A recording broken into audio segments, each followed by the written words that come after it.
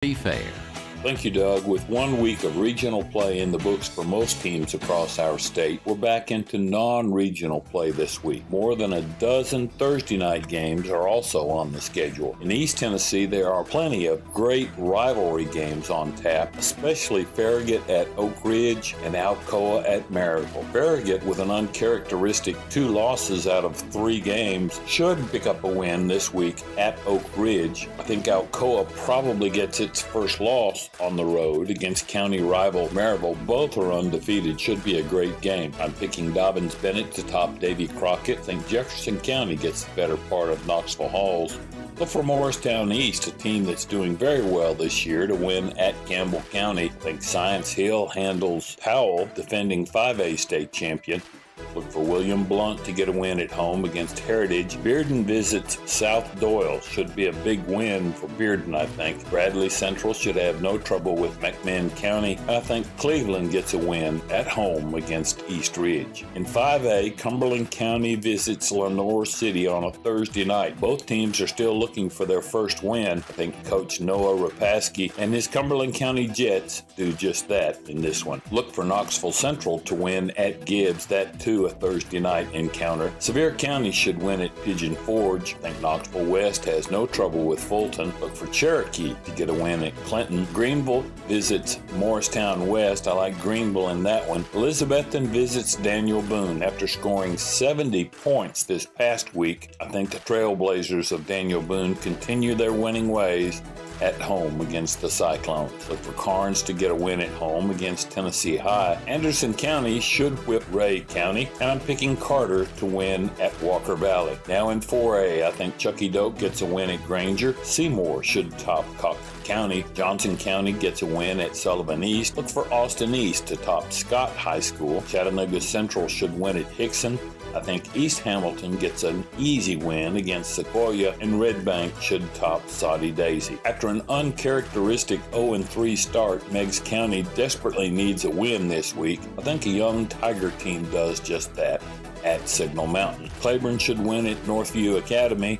I think Unicoi County gets a win at Happy Valley. That should be a close one. South Green should top West Green. Loudon should get a win at Gatlinburg-Pittman. I like Cumberland Gap to win at home against Union County. Tyner should top Brainerd. I look for Kingston to win at home against Rockwood. And Polk County should top McMinn Central. Now in 2A, still in East Tennessee, a Thursday night game finds Oneida hosting Oliver Springs. Got to go with Oneida's Indians in that one. Hampton should top Cloudland. I like Oakdale to win at Wartburg Central. Dade County, Georgia probably wins at Marion County. I think Tellico Plains gets a win at home against Midway. And look for Sequatchie County to whip Jackson County in Dunlap. In 1A, Red Boiling Springs probably wins another one at Cosby. I like Jellicoe to win at North Green. Natchez should top Twin Springs, Virginia. I'm picking Cofield to win at Sunbright. I like South Pittsburgh to win at home. They entertain Murphy, North Carolina. Harriman should win at home against Sale Creek. And Doug, I think Lookout Valley gets a home field win against Hayesville, North Carolina. Thanks, Murphy. You're listening to Murphy's Matchups. Hey, it's Charlie here with a helpful auto tip. Do you ever get to the store entrance and wonder if you locked your car? Well, before you take a trip all the way back across the lot, hold the car remote under your chin and give it a try. This trick actually turns your head into an antenna and extends the key's wireless range. Hey, if time is money, this might save you a little bit of both. Visit FBITN.com to get your free auto quote from Farm Bureau Insurance. Tennessee turns to us. Now, top excuses for not wearing a seatbelt, as told by guys in Tennessee. Man, I get claustrophobic though, you know? That's not claustrophobia, that's safety. I don't know, I get this rash. Are you sure that's from seatbelt? I don't need one, I've got my airbag. Seatbelts and airbags work together. Think teamwork, like sports. Nobody tells me what to do in my vehicle. Ever heard of stoplights or speed limits? There's really no good excuse for not wearing a seatbelt. Click it or ticket. Brought to you by the Tennessee Highway Safety Office. Stay with WBEJ Radio Sports. Elizabeth and Daniel Boone and ETSU coming up. You're listening to Murphy's Matchups. Now, with Chandler Tigard, Blackman head coach.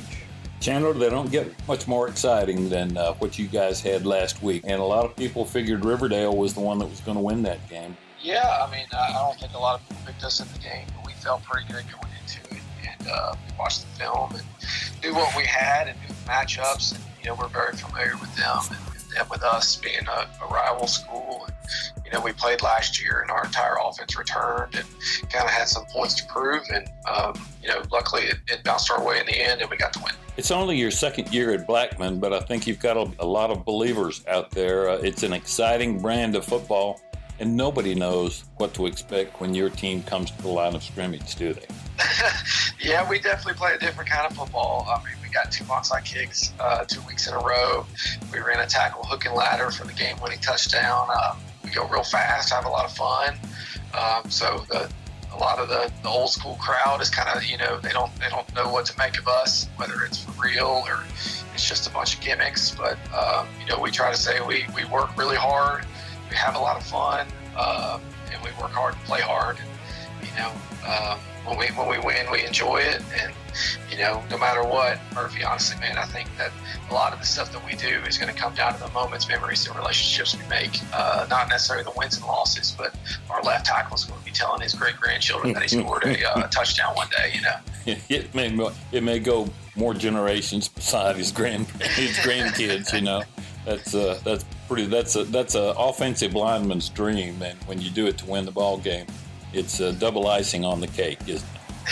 Yeah, for sure. Of the top 36 kids on 24/7's senior list of prospects in the state, 3 of them wear a Blackman uniform. Tell us a little bit about your receivers, Justin Brown, Jacob Page, and a pretty good tight end, Ben Marshall. All of those guys have got great offers, and a couple have already committed. Yeah, so we've got Justin Brown, who he caught 69, 70 balls last year in 9 games for him.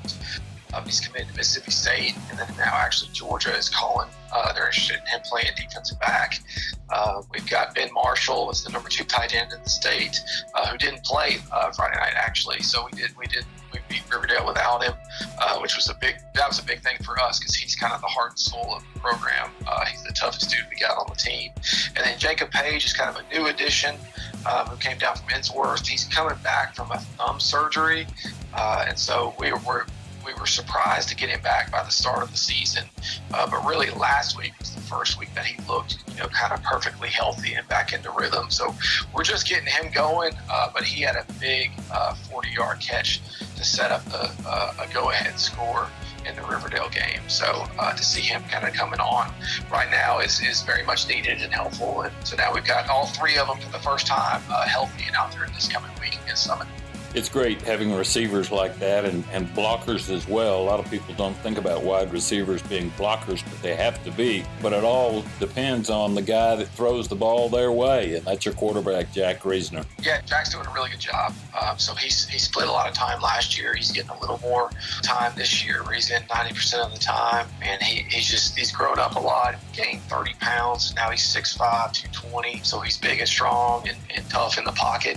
We haven't been sacked since the first game of the season. So that's credit to our offensive line. And, he's thrown, I think he threw for 300 yards and 3 touchdowns last week against Riverdale. And so he's just coming on. We're the number 1 passing team, I think, in 6A last year. And so to add kind of what we were doing last year and to be able to lead the team, he's doing a really good job. And I'm just waiting on these college offers to come in on him. Where's he going to go? Where's Elijah Pitts going to go? Another new player. And where's Jacob Page going to end up? So we're kind of curious by the end of the season where all those guys go. But I mean, we're just really proud of all the senior leadership we have right now. Blackman football, it's a fun brand of football to watch, and I certainly encourage anyone that's listening that hasn't seen the Blaze play yet to go check them out. They're a lot of fun to watch, and they're going to win a bunch of ball games. So, Coach, we appreciate your time. I appreciate it, Murphy, man. It's awesome. Head coach of the Blackman Blaze, Chandler Tiger. Coming up next, a look at the Mid-State. You're listening to Murphy's Matchup. At some point, your community will be challenged. It could be raging floodwaters or searing forest fires, hurricanes that rip homes apart, or civil unrest and life-threatening riots. Your family, friends, and neighbors will need a helping hand. As a soldier in the Tennessee Army National Guard, you could be the one that makes a difference. Rescue the stranded, protect the threatened, save the injured. Join the Tennessee Army National Guard and serve your community when it needs you the most. Visit NationalGuard.com/TN. This year has been a year of change for everyone. It has created a new normal for our communities. As said, there will be obstacles, there will be doubters, there will be mistakes, but with hard work, there are no limits.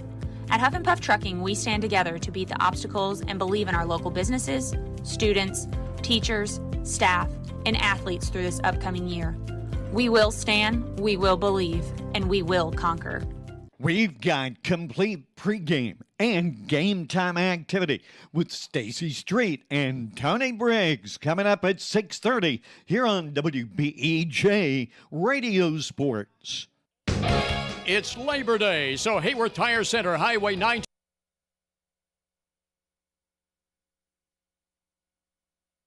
Elizabethan Electric, serving the community with the customer in mind. With online bill pay available, it's easy to pay with just a few clicks of the mouse. Go to the City of Elizabethan webpage and click Online Payments for one-time pay online or paperless bill online pay.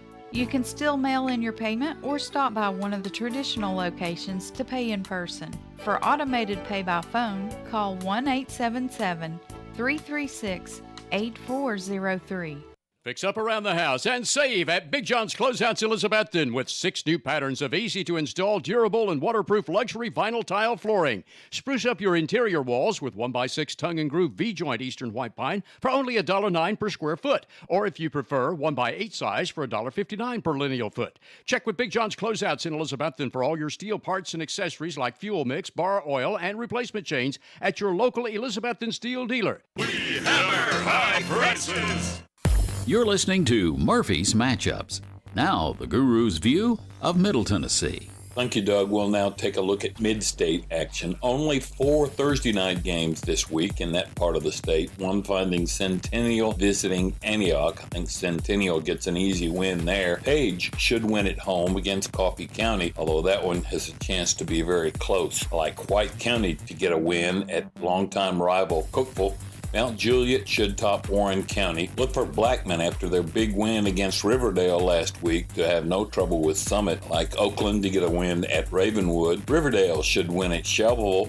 And I think Rockvale wins at Lincoln County. Still more 6A games to go. Lebanon entertaining Siegel. I think Lebanon gets the win there. Stewart's Creek should win at home against Franklin. I like Dixon County to get a road win at Clarksville. Gallatin should top nearby Station Camp. I like Rossview to win against Clarksville Northeast. Kenwood should top West Creek. I like Nashville Overton to win at home against Maplewood. Smyrna visits Laverne, a big rivalry game here in northern Rutherford County. It's a regional matchup, and I like Smyrna to get the win. McGavock should win at home against Stratford, and Henry County, with a long trip to Brentwood High School, should pick up another mark in the win column. Now in 5A action, I like Springfield to win at Wilson Central. That's a Thursday night game.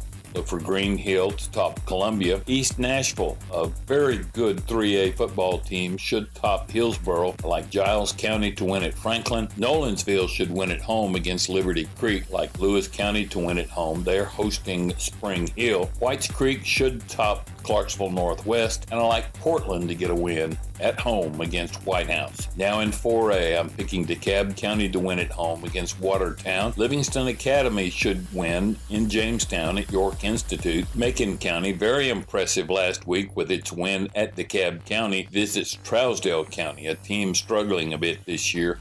I'll go with Macon County in that one. Monterey should win at home against Stone Memorial. I like Upperman to win at home against Fayetteville. Pearl-Cohn should top Creekwood. Montgomery Central plays at Hillwood. Look for Montgomery Central to win that one. Greenbrier should win at home against Lawrence County. And finally, I think Marshall County gets a win against Tullahoma. Now in 3A, Smith County visits Westmoreland. This could be close, but I think the Owls fly high in this game. I'm picking Smith County. East Robertson should top Cheatham County. Like Westview to win at home against Fairview. Look for Stewart County to win at East Hickman. Harpeth to win at home against Sycamore. And Waverly to win at home against McNary Central. 2A, Cascade should get a win at Huntland. Moore County visits Forest. This was once a regional game. Not anymore, and I think Forest picks up the win. Wayne County should top Loretta. I like Richland over Hickman County. Camden should win at home against McEwen.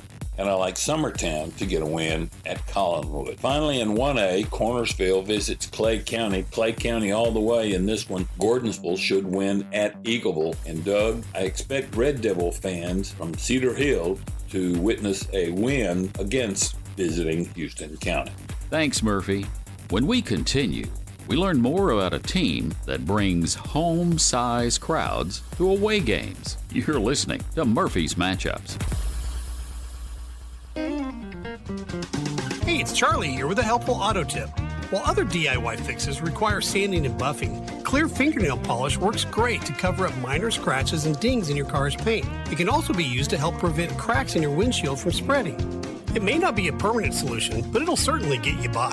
Visit FBITN.com to see how much you could save by switching your auto coverage to Farm Bureau Insurance. Tennessee turns to us.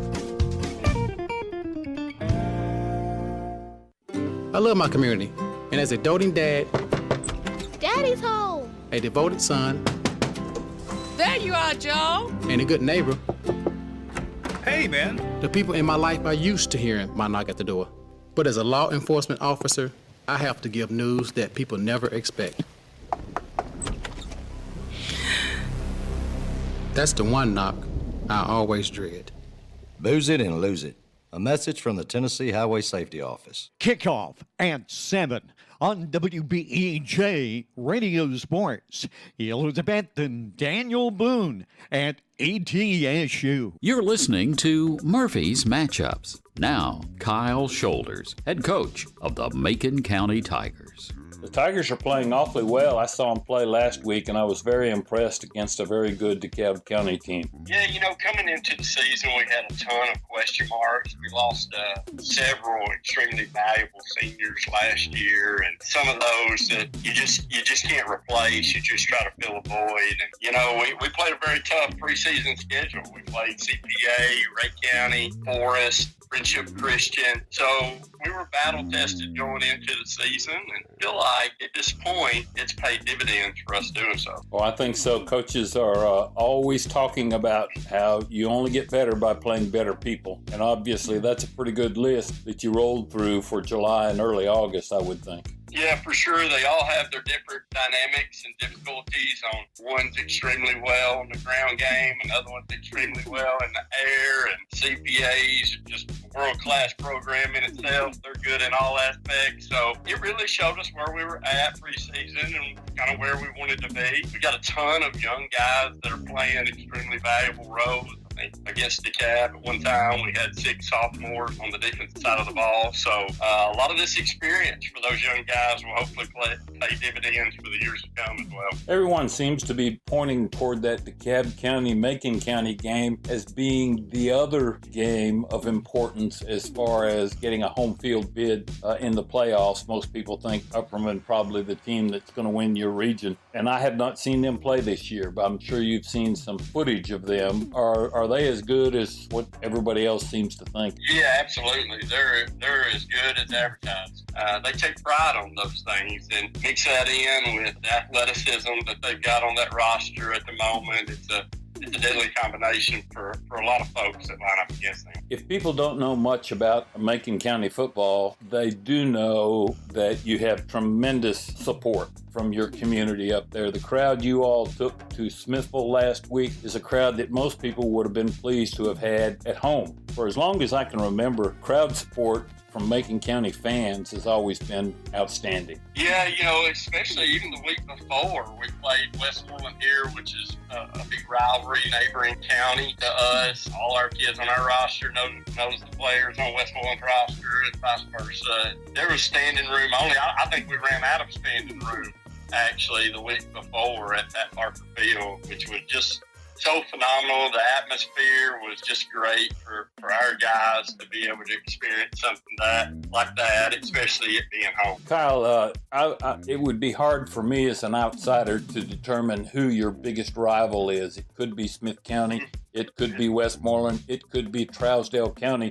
Trousdale's the closest and that's who you play this week. Always a huge rivalry game when you two get together. Yeah, we talk about our schedule all the time, like how fun it is to play for Macon County. And the reason for that is you've got all these important region games throughout the entire year, but every non-region game is a big rival. Sure. Westmoreland, Trousdale County, Smith County, as you mentioned, and then Portland. Those four are going to pack the house, whether we're home or away. And a lot of the community members know each other, so they can, make wages, betting a ski and a moon dive on those games, and really enjoy their time with it. Well, it's always fun to go to a Macon County game. One of the few places that I almost feel at home, and I certainly wish you guys all the luck in the world this week against the Yellow Jackets. Well, we appreciate that very much. We love for you to be in attendance and be with us, and we hope that you always feel at home with us, Murph. Thank you, Kyle. Good luck, buddy. Thanks, man. Kyle Shoulders, head coach at Macon County. Murphy gives his view of West and Division II. It's all straight ahead on Murphy's Matchups. On game night, winning is everything. But at First Bank, we know life's big wins happen off the field. Like when you win that amazing heart, when you win your first classroom's respect, or when you win your employees' loyalty and find the home that wins their smiles. Life's big wins take a bank big on you. Join a team that helps you win not only on game day, but on days you never forget. First Bank, the official bank of TSSAA. Member FDIC, Equal Housing Lender. Hey, it's Charlie here with a helpful auto tip. If you ever borrow a friend's car or drive a rental, you probably don't know which side the gas tank is on. But did you know there's a little arrow on the dash next to the gas gauge that points to the side you fill the tank? You don't have to be a mechanic to know some helpful tricks for your car. Kind of like you don't have to be a farmer to get affordable Farm Bureau insurance. Visit FBITN.com to get your free auto quote from Farm Bureau Insurance. Tennessee turns to us. Nobody does Friday night football like WBEJ Radio Sports. Don't let old tires affect your ability to get to the football games this fall. Get dependable new tires for your vehicle from Kevin Hayworth and the staff at Hayworth Tire Center, Valley Forge. Family owned and supporting local high school sports teams, Hayworth Tire always offers name brand quality tires, plus new brakes, front end alignment, shocks, and many other automotive services you need. Also get lifetime computer balancing and tire rotation with every tire purchase you make at Hayworth Tire, Highway 980 Valley Forge. Open weekdays 8 to 5 and Saturdays 8 to 1. Elizabethan Electric, serving the community with the customer in mind. With online bill pay available, it's easy to pay with just a few clicks of the mouse. Go to the City of Elizabethan webpage and click Online Payments for one-time pay online or paperless bill online pay. You can still mail in your payment or stop by one of the traditional locations to pay in person. For automated pay by phone, call 1-877-336-8403. Fix up around the house and save at Big John's Closeouts Elizabethton with 6 new patterns of easy-to-install, durable, and waterproof luxury vinyl tile flooring. Spruce up your interior walls with 1x6 tongue and groove V-joint Eastern White Pine for only $1.09 per square foot. Or if you prefer, 1x8 size for $1.59 per lineal foot. Check with Big John's Closeouts in Elizabethton for all your steel parts and accessories like fuel mix, bar oil, and replacement chains at your local Elizabethton steel dealer. We hammer high prices. Don't let old tires affect your ability to get to the football games this fall. Get dependable new tires for your vehicle from Kevin Hayworth and the staff at Hayworth Tire Center, Valley Forge. Family owned and supporting local high school sports teams, Hayworth Tire always offers name brand quality tires, plus new brakes, front end alignment, shocks, and many other automotive services you need.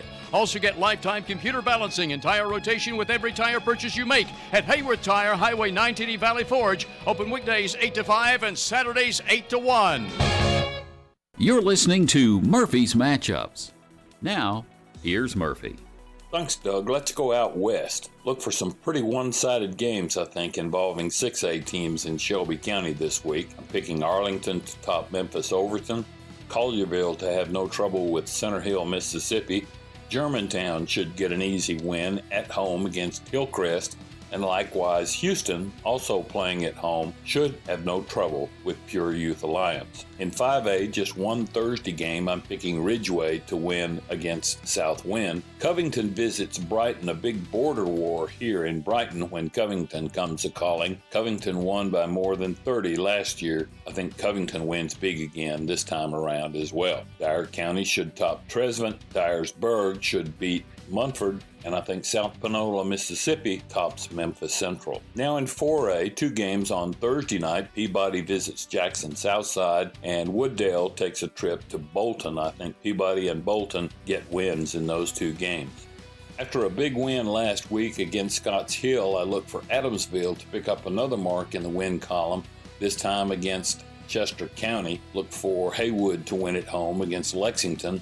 I like Milan to get a win at Liberty Magnet. Crockett County should win at home against Bolivar Central. I look for Jackson Northside to win at Ripley. McKenzie has scored an amazing 134 points in its first three games. I'm picking them to score a bunch again this week at home against Obion Central. South Gibson should top Kirby. I think Craigmont gets a win at home against Sheffield. I like Fayette Ware to win, also at home against MLK Prep of Memphis, and look for Melrose to get a win at Memphis East. Several more Thursday games in Memphis in 3A. I look for Memphis Business to top MASE and Kingsbury to top Douglas. In 2A, I like Freedom Prep over Westwood and Kip to get a home win against Manassas. Likewise, I think Huntington wins at home against Riverside. I'm picking Scotts Hill to top Gleason. Mark Tree, Arkansas, hosting JCM. I think the home team wins that one. Dresden should win at home at Gibson County. And I think Fairleigh wins also at home against Hamilton. Only a trio of games involving 1A teams. I like Community to top Perry County. South Fulton should top West Carroll. And I think Walnut, Mississippi gets the better part of Middleton. Now looking at Division II AAA games, CPA visits MBA. That's a Thursday night game. After beating McCauley on the road last week, I've got to pick MBA in this one. A Thursday night game as well finds Independence playing host to Pope John Paul II. Let's go with Indy in that one. Innsworth on Friday night should win at home against Holy Innocents Episcopal, Georgia. Cane Ridge, also at home, should beat Father Ryan. I think McCauley tops West Jordan, Utah. Briarcrest entertains DeSoto Central, Mississippi. I'm going with Briarcrest in that one. MUS should top Raleigh, Egypt. I like St. George to win at home against St. Benedict. Whitehaven should have no trouble with Brentwood Academy, I think. Christian Brothers playing at home also should get a nice win against White Station. Now in Division II AA, I like Boyd Buchanan to win at Howard. Chattanooga Christian should top Harding Academy. Look for Goodpasture to get a win on the road in Knoxville against CAK. I think King's Academy tops Knoxville Grace. Silverdale Baptist should top Lakeway Christian. And I like Knoxville Webb to have an easy time with Greenback. In Middle Tennessee, Tennessee's top-ranked team, Lipscomb Academy, hosts Colbert Hall, Maryland. Count on the Mustangs to win again this week. BGA should top Nashville Christian. I think Davidson Academy has no trouble with Hunters Lane. And FRA should top Columbia Academy. In the western part of the state, look for ECS to top Jackson Christian. Lausanne should win against Bartlett, and Middle College should top North Point Christian, Mississippi. Finally, in Division II Single A, I'm picking Friendship Christian to beat Franklin Grace, Middle Tennessee Christian to top Mount Juliet Christian, and Cannon County should get a home win against Webb School of Bell Buckle. Now in the middle part of the state, I'm looking for Clarksville Academy on Thursday night to top Republic. Look for DCA to beat White House Heritage. I like Mount Pleasant to get a win at home against Zion Christian, and Ezel Harding to top Chattanooga Prep. Finally, in the western part of the state, look for Millington to beat Fayette Academy. FACS should top Halls.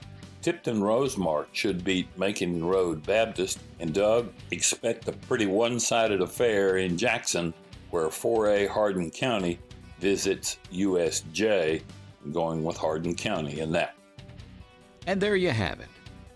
Murphy's Matchups, made possible in part by Farm Bureau Insurance and your local Farm Bureau agent. Join us again this time next week when we return with Murphy's Matchups.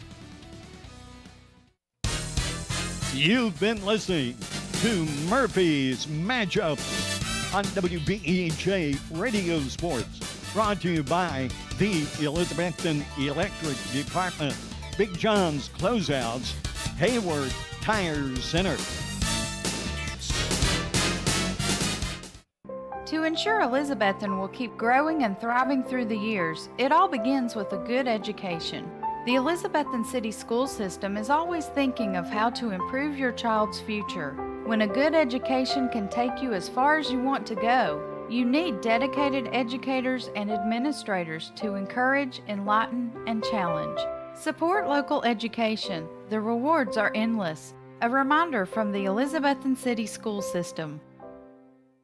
Whether you need mowing or other lawn care service, including leaf removal later in the fall, call Steve's Lawn Care of Elizabethton, specializing in these services and more. Steve Burra, owner of Steve's Lawn Care, provides free estimates for all jobs, is licensed and insured, and provides service throughout the entire Tri-City area for residential and commercial needs. So for the end-of-season lawn care you need, including mowing and leaf removal, call Steve's Lawn Care at your service Monday through Saturday at 895-0149. Hey Cyclone fans, this is Lisa from Eagle Center Co-op in downtown Elizabethton, where you'll find the best collection around of sports cards, coins, furniture, tools, and antiques. We're sending love to our Cyclones this year. Bring it home. Eagle Center Co-op is in downtown Elizabethton at the corner of Elk Avenue and Armed Forces Drive. Be sure to shop Eagle Center Co-op any day, Monday through Saturday, 10 to 5, where there's a wide selection of books and collectibles too, and 2 full floors to shop from, upstairs and downstairs. Stop by Titan Nutrition in its new location beside Workout Anytime in the Elk Crossing Plaza, Elizabethton. Titan Nutrition offers health and sports nutrition products from hormone support for men and women and multiple types of protein and great flavors, including whey protein and plant-based protein. Consider Titan's pre-workout products to stimulate muscles before you work out for even better results.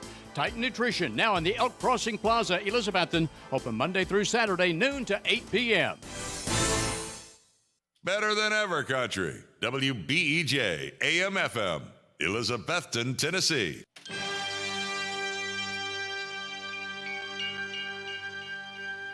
WBEJ Radio Sports presents Elizabethton High School Football, brought to you by Ridgewood Barbecue, Happy Valley Credit Union, Hermitage Healthcare Center, Elizabethton Federal Savings Bank, Smoky Mountain Medical Equipment, Watson's Marine, Taco John's, Rainbow Realty and Auction, Rocky Top Garage Doors, Ivy Home Nursing Home, Advanced Heat Pump Systems, Carter County Bank, Clayton Homes, Northeast State Community College, Jewelers Bench, Citizens Bank, Southern Finance, Carter Finance, Dino's Restaurant, Signature Healthcare, Jay's Corner.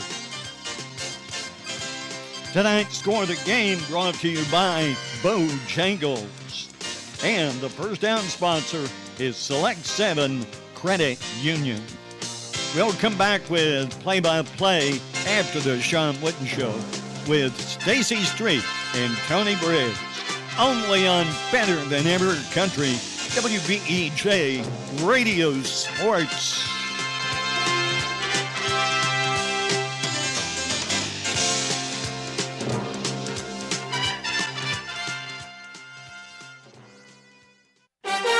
Watson's Marine off Highway 11E Bluff City is where you'll find one of the area's best selections of fishing tackle and marine accessories, plus the latest Camas, Phoenix, and Vexus boat selections. Watson's Marine also has Mercury and Yamaha outboard engines. Owner Aaron Green and Sales and Tackle Shop Manager Rex Pendergrass invite you to stop in soon and look at all the latest models and merchandise. Watson's Marine, Highway 11E, 2 miles from Bristol Motor Speedway towards Johnson City.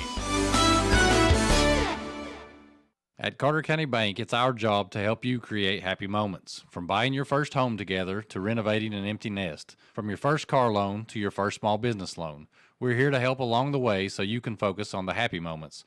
Carter County Bank, in the business of happiness. Learn more at www.cartercountybank.com. Carter County Bank is locally managed to support our first priority, Carter County, and the people who live here. A division of Bank of Tennessee, equal housing lender, NMLS number 430203.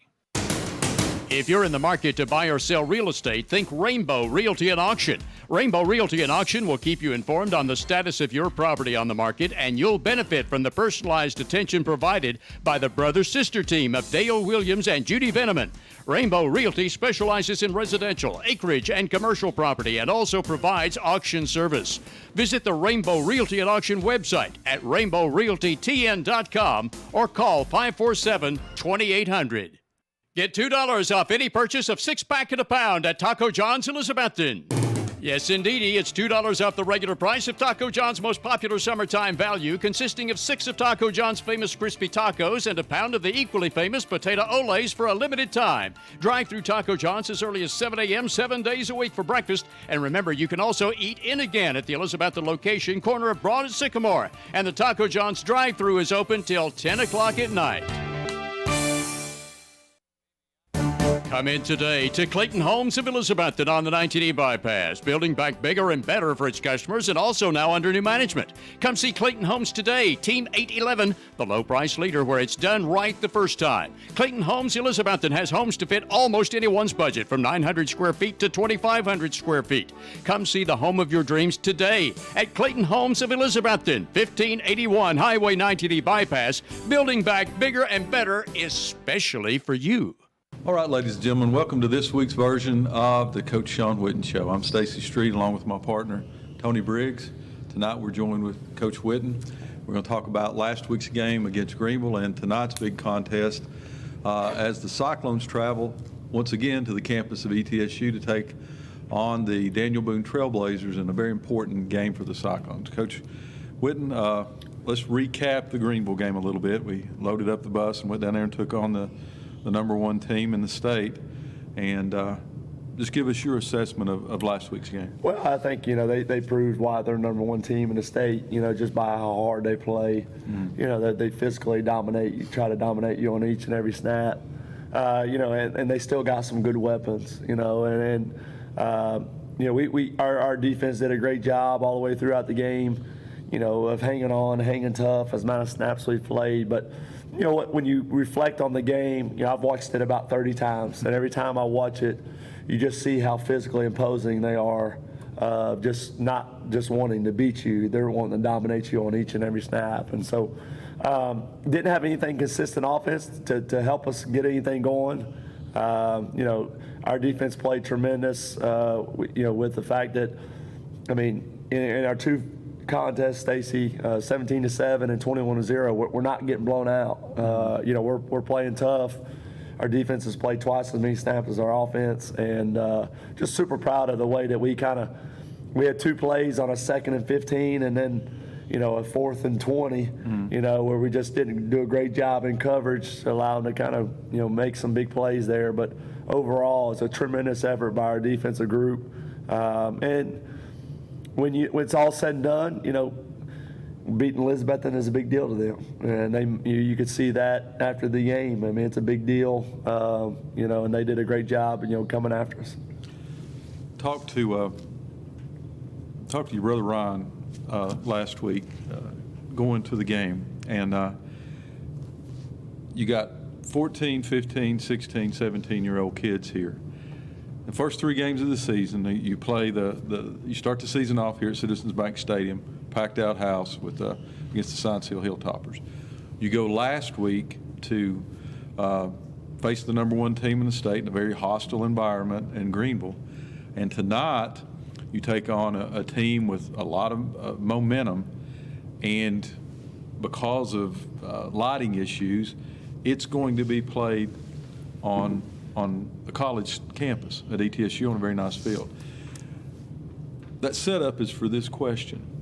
The Cyclones in the last few years have played on a lot of big stages, but these underclassmen and even the seniors who've played supporting roles but not starters, how do you get them to say, okay, it doesn't matter what stage we're on, you got to play our system? What kind of challenge is that? Well, I think, especially reflecting on the last 2 games is, even though we've been on top the last 3 years, is, the foundation starts is our program is built on being an underdog, and we got to get back to we got to develop that underdog mentality, and the fact that that we got to play with a chip on our shoulder, an extra edge. We got to have something to prove every time we take the field, and there's a different approach to, people are coming after you. We got to be hungrier than we've been the last couple of weeks, and so I think that the Greenville game put a lot of things in perspective. Of we play hard, Greenville plays harder. We want to win. Greenville wants to dominate, and you saw that every time you watch the film. But our message this week has really been, developing that underdog mentality, laying that foundation of each and every year. It starts from the foundation. You got to work your way back up, and so we got to be a different team tonight. We got to be. We've got to do a better job of creating that mindset, creating that edge. I think you see players play with an edge, but we got to do it collectively as a unit. Typically our roster is never going to be as bigger, faster, stronger, or maybe talented as other rosters. We've always been an underdog mentality. That's the way my grandfather coached, and so when you put on that orange and black, there's something you got to prove in each and every night, and that's what we got to get back to. And you've got a system now. And that system doesn't change from year to year, and you got expectations. We know this program is built on grit and grind, hand in the dirt. We know all those. Those sayings are easy when you're on top. Yeah. It's a little harder when you got 0-2 looking at you. How do you have to approach that differently with this team? Well, you don't really want to get into big slogans or cliches. I mean, it's all about the way that you got to get mindset back into work. But I think, putting things in perspective of where we are, where we got to get to, and, sometimes you got to be willing to kind of swallow some pride a little bit, have some humility a little bit in some ways, and realize collectively, we're not where we need to be, we got to collectively be better. We got to do our jobs. But, a lot of it is, I think it's the biggest thing for us is you just put on the film of Greenville and you watch those guys play against us. They were blocking Brad harder in the third quarter than they were in the first. The way that they had a core group of guys that were flipping over back from O to D, special teams, the way that they were a little bit more well-conditioned than we are, just kind of setting the standard, 63 a right tackle, flipping over and playing defensive end. I mean, they just really wanted it from a mentality standpoint, and that's not really where we're at right now.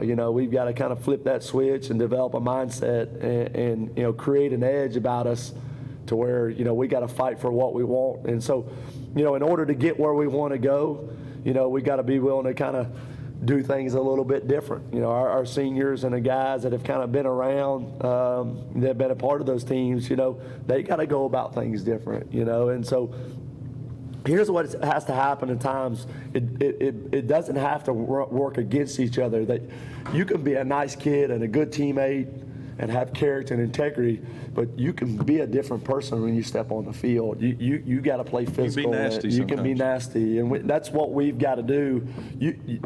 It doesn't have to be opposite each other. You can be that. It can run hand in hand, and so that's what we've got to develop all the way through. The core of our team.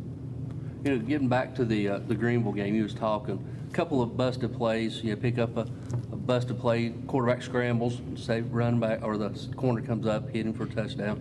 Throw back across the middle, safety vacates.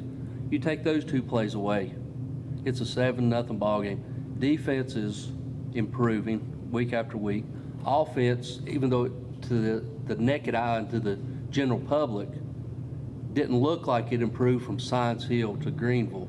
But going back looking at the film, what did you see as far as some little improvements offensively? Well, I think offensively the biggest thing for us is, we've always had that mentality the last couple of years is every time we touch the ball, we want to fight for 5. And we got to push to fight for 5. I think over the last 2 weeks of our games, we've not done a good enough job as we've been running the ball just right into the teeth of the defense. We've not made the defense have to play, sideline to sideline or cover the whole field. There was spots up against Johnson City where we were just a a block here, a crease here for making plays. But, we're not physical on the edge. We're not able to run by people. We're not getting the defensive lines. The linebackers kind of move a little bit, and that's just kind of been tough. And so, we're searching for answers. We're searching for an identity, and with where we're at, when you play Science Hill and Greenville right out of the gate, your season can go a lot of different ways. And then this year it's been tough. 2-0, 1-1, and now we're 0-2. Things kind of haven't, gone the way that our summer went, the way our preseason went. Not being able to move the ball at all, has kind of just been head scratching because we've been able to have some success in our preseason. So we just get back to work, see if we can do things a little bit better and work the guys. We've tried to move some people around. That kind of didn't work, and then so. We just got to see if we can find some consistency. But that's hard this week and tonight because we go against another older defense, a strong defense. And so, there's great challenges because, we just both teams have been really good on defense.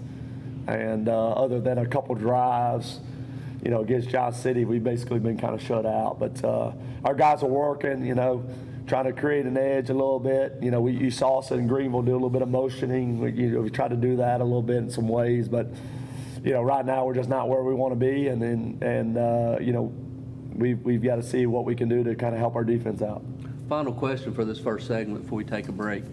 It looks like when you go back and you watch the film from last year to this year, it looks like the front seven are playing us different than they did in the past. It seems like they're more of the front three or the front four is more of hold up and let the linebackers come through and shoot through and make the play. Is that what you're seeing, or is it just so that's just the way it happens to be? Well, I think a lot of people's front, our front especially too, the way we've been built is, we want our linebackers to make the majority of those tackles. You want to have space eaters, gap players, guys that control their gaps and allow the linebackers who kind of, what we've been, as a play caller, what we've been able to try to do the last couple of weeks is, really you got to call the game based off where the game's kind of unraveling is the fact that we've been trying to run the ball a lot because our defense is playing twice as many snaps as we have. We've been trying to take shots down the field to get them to back up. We haven't been successful there. So we've got to do just a better job of trying to find a consistent balance. And we've had a lot of film out there on tape the last couple of years. A lot of people have played us different, over the last several years, with the running quarterback. Our identity's kind of switching a little bit. So right now the biggest problem for us is, a lot of our skill guys are turning over and having to play D, flipping back over and playing O. So our big play capability is kind of limited a little bit. We've been a team over the last several years. It's just we want to win time of possession, control the clock, get first downs, win field position, keep that other team on the sideline a little bit. That's what they've been doing to us. And so when we do take the field, you're trying to have quick answers and quick strikes, and a lot of time that doesn't work. So, we've tried to do a good job to try to help our defense out at times. We've been having to drive the length of the field. It's really been tough on us. So I don't think it's one guy's fault.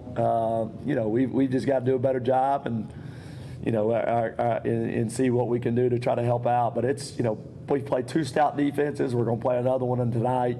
So it doesn't get any easier for us. And we'll see if we can do a better job today. That does it for our first segment. Before we go into these break, like you alluded to, we played 6A Science Hills 2-1. Number one team 4A 3-0 Greenville, and entertaining Boone tonight another 3-0.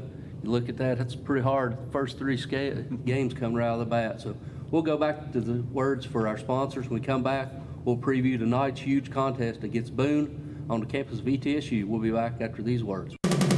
Local high school game coverage is brought to you by Citizens Bank. Citizens Bank continues to support our local community from its headquarters here in Carter County. Whether it's managing household finances, purchasing a home, or obtaining resources for your business, Citizens Bank has experts ready to provide a helping hand. Find out more about the Citizens Bank Local Advantage at one of our convenient locations or visit citizensbank24.com today. Bank your own way. Citizens Bank. Equal housing lender. Member FDIC. The Jeweler's Bench has been part of Elizabethton for 22 years. John and Sherry want to thank each of you for making it possible. The Jeweler's Bench offers in-house repair services such as ring sizing, rhodium plating, chain repair, pearl restringing, and much more. Shop the very wide selection of quality jewelry on the Jeweler's Bench website from the comfort of your home at jewelersbenchtn.com and find us on Instagram and Facebook. The Jeweler's Bench wishes all our area teams the best of luck in this all-new 2022 high school football season.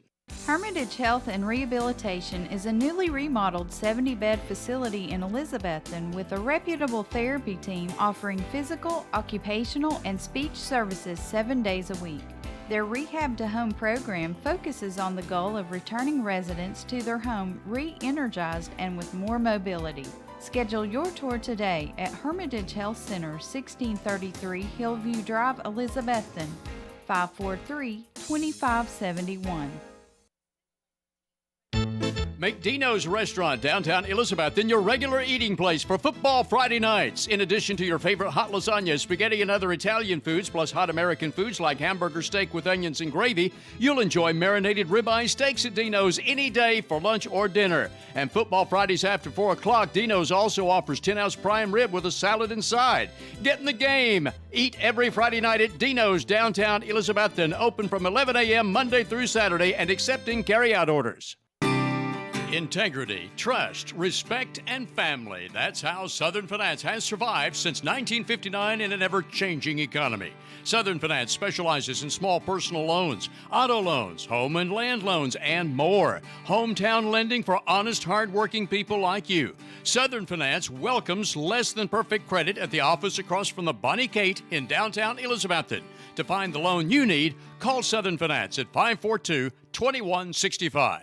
For the best carpets, hardwood floors, vinyl, ceramic tile, laminates, and waterproof flooring, see Winchester Quality Flooring, 110 West Elk Avenue, Elizabethton. Better than ever, WBEJ. All right, ladies and gentlemen, welcome back to the Coach Sean Witten Show. Coach, another big game tonight.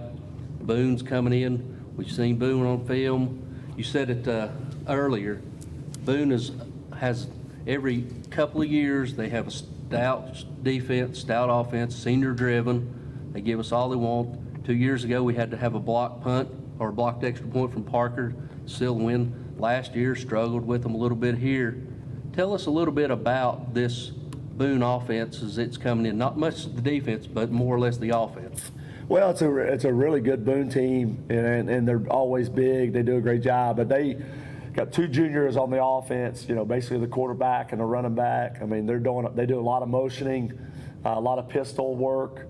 They'll have bootlegs, misdirection, big old back that gets downhill, try to find some creases there. But, you know, they use tight ends, they use H-back.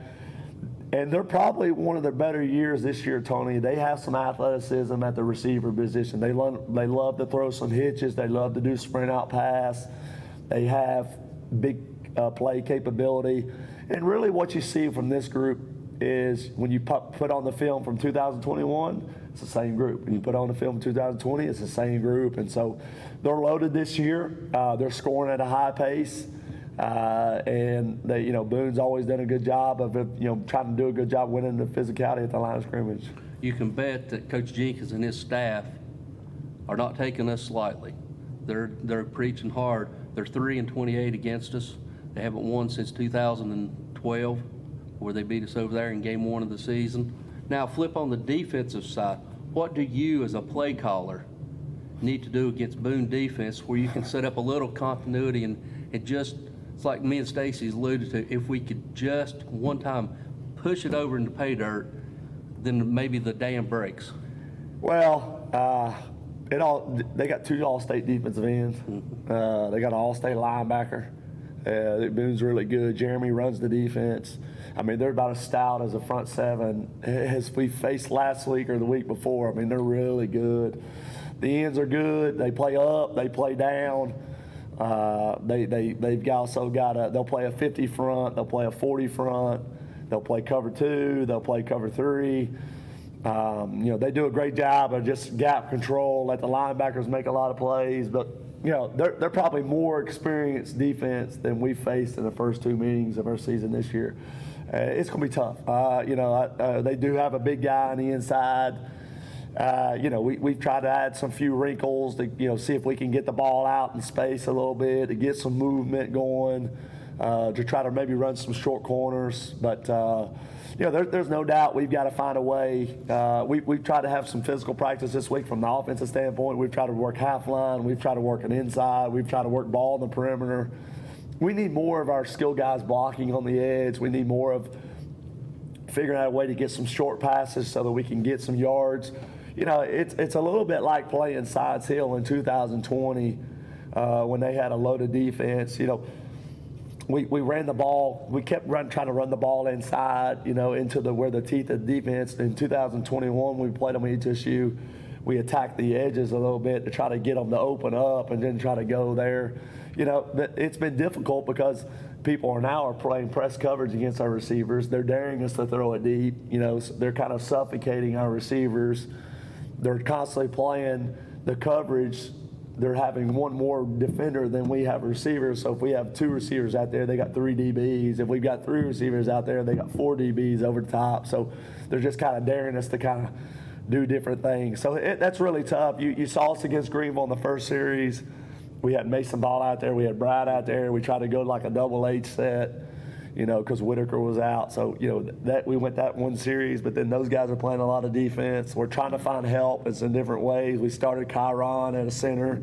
We try to get some center, give us more versatility to work some center pulls. That didn't work. So, trust me, we've tried everything to get some movement. Hopefully tonight we can try to see if we can just still find some wiggle room in there.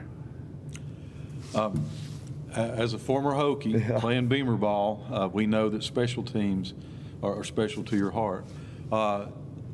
Tonight, as you face probably, and Tony and I have talked about this a little bit last year, but really this year, that is probably as good a kicker, the Shrewsbury kid, as you faced in maybe ever. Talk a little bit about how you're going to try. Not a lot you can do on those kickoffs, but how you're going to deal with it. Well, that's a tough thing too. Especially if we were to get down and they were to score. I mean, you're going to have to go 80 yards to score. Flipping the field is going to be tough. That's been a little bit of our problem the last couple of weeks. Is they've been having short field. We're going to have to go the distance. It's kind of. We haven't really crossed the 50 many times, that's been extremely tough. But this kid's good, when it comes down to a field goal or things, you saw against Westridge, they took 3 short field goals and just taking the points. They got up 12-0 on Westridge. They got up 15-0 on Westridge. They went into halftime 19-0 on Westridge. I mean, they're just kind of taking the easy points. Mm-hmm. The biggest factor he is on the punts. I mean, he puts those so high that, guys have dropped punts. They've kind of, it's been tough to get. We haven't created a lot of punt situations, but that's he does flip the field. I mean, it's a good 55, 40-yard punts in the air.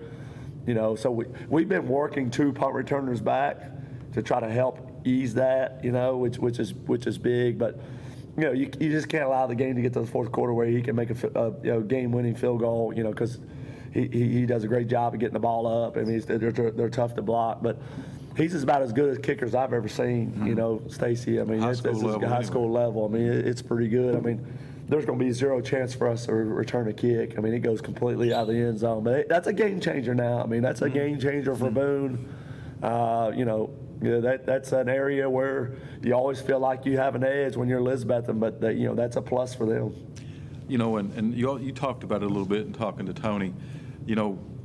Boone's been a thorn in our side for 39 years now, and set the win streak aside, it's always those tough games. And Boone always seems to have those tough games, 28-20, 25-29, somewhere in there. last week they play a Cherokee team that, granted, is not very good, but they hang 70 points. It's not easy to score 70 points in a high school football game. So they're about as well-rounded as a Boone team that we've seen in a very long time. Well, they're very balanced on the offensive line. They do have the skilled kids. They got 4 or 5 of them that are seniors. Mm-hmm. They got their secondary is pretty much all seniors. You're talking about 2 kids on the defense that are juniors. You're talking about 2 kids on the offense that are juniors, the guys in the backfield. We had to, Bryson Rollins scored a touchdown with less than a minute to win the game out here last year, even coming after a loss to Greenville. So, we've got our hands full tonight. It's a great challenge. It's tough. The biggest thing we've talked about our kids this week is just it's another opportunity for us on a big stage. And, every other game they play Saturday at noon, but it's another opportunity for them to, this is just a great opportunity for the kids on our team, our program. It puts us out in front of the big crowd again. And so, our guys got to come ready to go, ready to play today. And, I feel better. I feel like our practices are more meaningful. I feel like we're getting more things accomplished.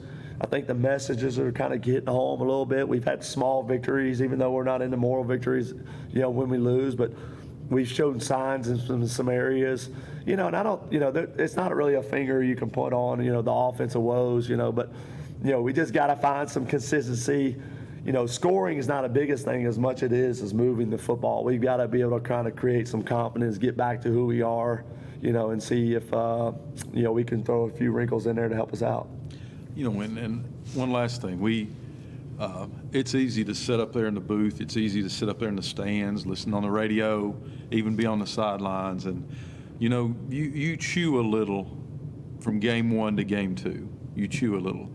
It comes a point in time where it seems like these kids need some of their own confidence. And there comes a point in time where you just put the arm around the kid and say, come on, you can do this. And I know there's been a little bit of both. There's a lot of coaching methods. You can get on them to a certain point. You try to get them to respond. I'm willing to put my picture on the sleds if they have to kind of drive that sled block a little harder. But it comes back to guys got to do their job. You got to trust your teammates. If there's ever a time for us to come together, we got to be shoulder to shoulder now. And so, we've preached a lot of the motto of, like we talked about earlier, the underdog mentality. Even tonight's game, we're probably a 17-point underdog, at least a 2-touchdown underdog. And so we got to find that grit. We got to find that toughness, where I got to prove a point today. And so it's not going to be easy by no means. We've tried to do our best by blocking out the noise. And so, the thing with me is, I've got to do a better job of, my kids got to play harder, and we got to want it a little bit more. There's a disappointment in times where, we played hard, Greenville played harder. You can pop on the film and show them, just remind them that, the playing Elizabethton's a big deal, and we're going to get everybody's best shot. So, I'm proud of the way the guys have come to work every day. They're trying to respond. They're trying to do the small detail things where, things matter. We're moving in the right direction at times. We just need a big win tonight, to help us out. If we're going to win tonight, Stacy, it's going to be a 17-14 game. It's going to be a 10-7 game, 14-7 type game. We've tried to do a lot of things in practice, put our guys on to step up and make the play. Who's going to make a play? You got to be the one to do it. So hopefully our guys will do it tonight. And so, we'll see what we can do. It's going to be a tough challenge, great game against a well-coached team. This is their year to get us. And so, we got to be ready for that challenge. Coach Whitten, as always, we thank you. Ladies and gentlemen, we really appreciate Coach Whitten being here with us tonight. These things are fun and easy when you're on top. They're not as fun and easy when you're on the bottom, but as our good friend Jerry Jenkins says, Cyclones will play anybody, anywhere, anytime. That never changes.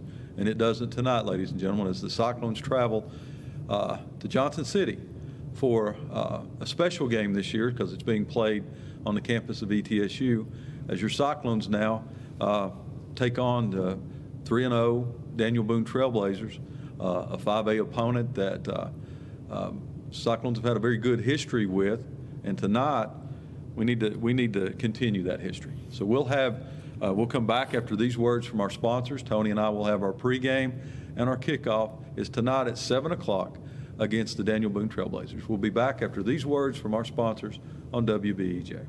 It's a proven fact that a college degree improves your job prospects and earnings potential. At Northeast State Community College, they offer a selection of 135 career-boosting programs and many sources of financial aid. There's also flexible scheduling in nearby locations. You have goals. Northeast State has options. Apply today, and let's work to jumpstart your potential. For details, call 323-3191 or visit northeaststate.edu/admissions. Northeast State, we're here to get you there. Simply Elegant Catering and Bakery is open for business with Kim's Coffee at 528 Elk Avenue, downtown Elizabethton, for all your catering and bakery needs. Better than ever, WBEJ. Better than ever, country. WBEJ, AM/FM, Elizabethton, Tennessee. It's game time with Stacy Street and play-by-play from Tony Briggs.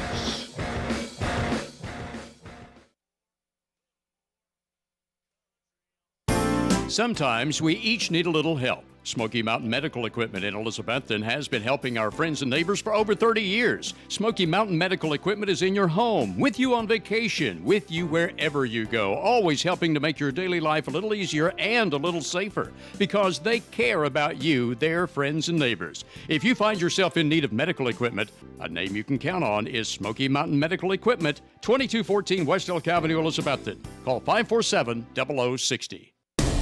Eat at one of the most popular places in Elizabethton, Jay's Corner at the corner of Lynn Avenue and F Street downtown. Jay's Corner was voted Reader's Choice for the best burger in town, and you'll also love Jay's Barbecue, smoked wings, hot dogs, subs, salads, and a very wide selection of sandwiches. Jay's Corner is open daily except Sunday to eat in or carry out. You can also call ahead at 547-3300 to have your order ready for pickup. Jay's Corner, Lynn at F Street, Elizabethton, also featuring daily specials, ice cream, and shakes. See the full menu on Facebook. All right, ladies and gentlemen, welcome here to week 4 of the TSSAA high school football game as we are at the campus of ETSU. We're at William B. Green Jr. Stadium where your Cyclones are going to play the undefeated Daniel Boone Trailblazers. We're joined, as always, by my partner, Stacy Street, and also the best stat man in the business, Mr. Wes Host, called Stacy. We're back in a familiar environment. Yep. Started the season here last year, so a little bit of advantage for the Cyclones because they played on this turf, played in this big stadium. So heard you this morning on the radio talking about it. You know, this is the fourth time the Cyclones will have played in a different college stadium. Of course, they played here last year. They played in Chattanooga, and they played down at Tennessee Tech and Cookeville. So it's always a big deal for the kids to get to play on a stadium like this, but it's not completely foreign to the Cyclones, so we hope that's an advantage tonight. And you know, but going from the high school field to the college field, it's the same way. The difference is the hashes are closer, and also the goalposts are closer, and that's something you got to. Not a lot of the normal fans would take into consideration, but these coaches have taken consideration. Yeah, you do. The hashes being closer, you know, you kind of get used to setting your offense up and playing defense according to those hashes. And the kickers are going to have to be very accurate because, a couple of feet make a big difference, especially in those big, tall goalposts that we've got. But just a beautiful place to play ball, beautiful night out here, a little warm. I noticed the Cyclone fans are over there staring into the sun, but with the game being played a little later in the season than last year, that sun will go down a little quicker. Yeah, we got a 7 o'clock kickoff since Boone's the home team, the Region 1 5A. Region 1 6A is all opted to have a 7 o'clock kickoff. So that's why we're coming to you about a half an hour early. We got about 23 and a half minutes till we tee it up and kick it off. Let's go back to the station for this quick timeout. We come back, we'll continue our breakdown of tonight's game, our weekly picks, and Stacy's keys to the game. We'll be back after this 2-minute word.